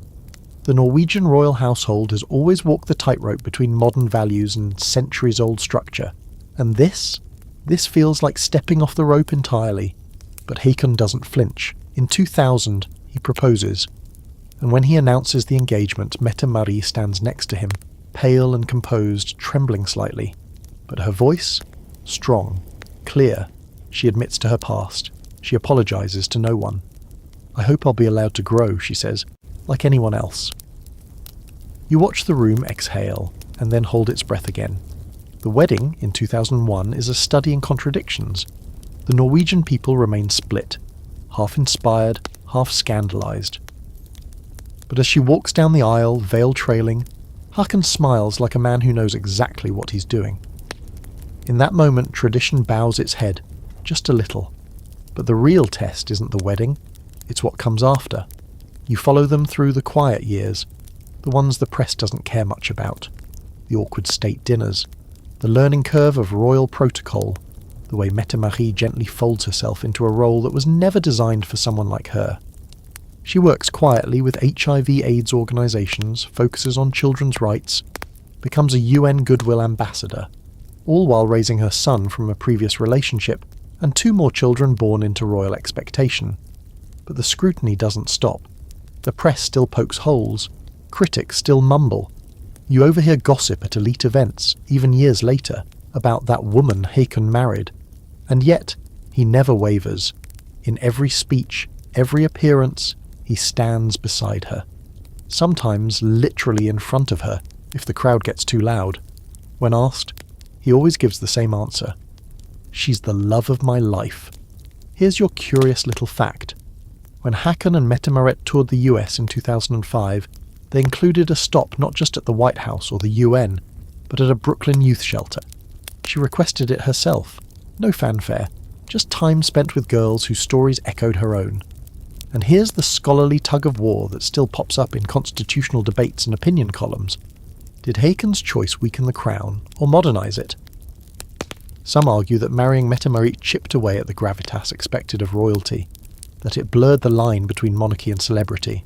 Others say it was the smartest thing he ever did, that by embracing someone real, with a past, he made the monarchy relevant in a way it hadn't been in decades. Mette-Marit has faced health struggles in recent years, including a diagnosis of chronic pulmonary fibrosis. But still, she works. Still, she shows up. And Haakon, he's right there with her, hand on her back, a silent partner in every room. Their relationship isn't fairy tale perfect. It's flawed, evolved, and lived in, which is probably why it's lasted. You leave them now in their Oslo residence, light spilling through large windows, the room filled with the quiet clutter of family. A dog naps in the corner. Books pile up. There's a half-finished puzzle on the table, no crowns in sight, no scripts. Just two people who dared to make room for something real in a palace built on centuries of pretending. And now your journey through the most forbidden royal love affairs in history draws to a close. But before you drift off, let's take a final moment to breathe it all in. Every crown dropped, every kiss hidden, every whispered vow that never made it into the official records. And now here you are, standing on the edge of it all. 30 stories of stolen glances, whispered confessions, and enough royal rule-breaking to make an entire line of monarchs roll in their velvet-lined graves. You've crossed empires tonight, slipped between curtains in Ottoman harems, and danced across cold moonlit decks with exiled princes. You've followed love through poison plots, across borders, through war zones, and into courtrooms, battlefields, and bedrooms, all without ever putting on shoes. Nice work. But here's what lingers now, as the lights go low and your thoughts start to drift. Love, even in its most chaotic, inconvenient, and completely forbidden form, has a habit of finding cracks in the armour. It slips past palace guards, it ignores bloodlines, it survives exile, scandal, and even time. You've seen it survive despite politics, survive because of it, or in some cases die loudly when it tried to ask for too much. And it's not always pure, it's often messy, sometimes strategic, sometimes unbalanced. You've watched queens use romance to gain power, and you've seen kings throw it all away just to have one more hour with someone the world said they couldn't have. You've met mistresses who shaped history and lovers whose names were scratched out of it. You've heard stories that historians still argue about over wine and sighs and scanned letters with burned edges.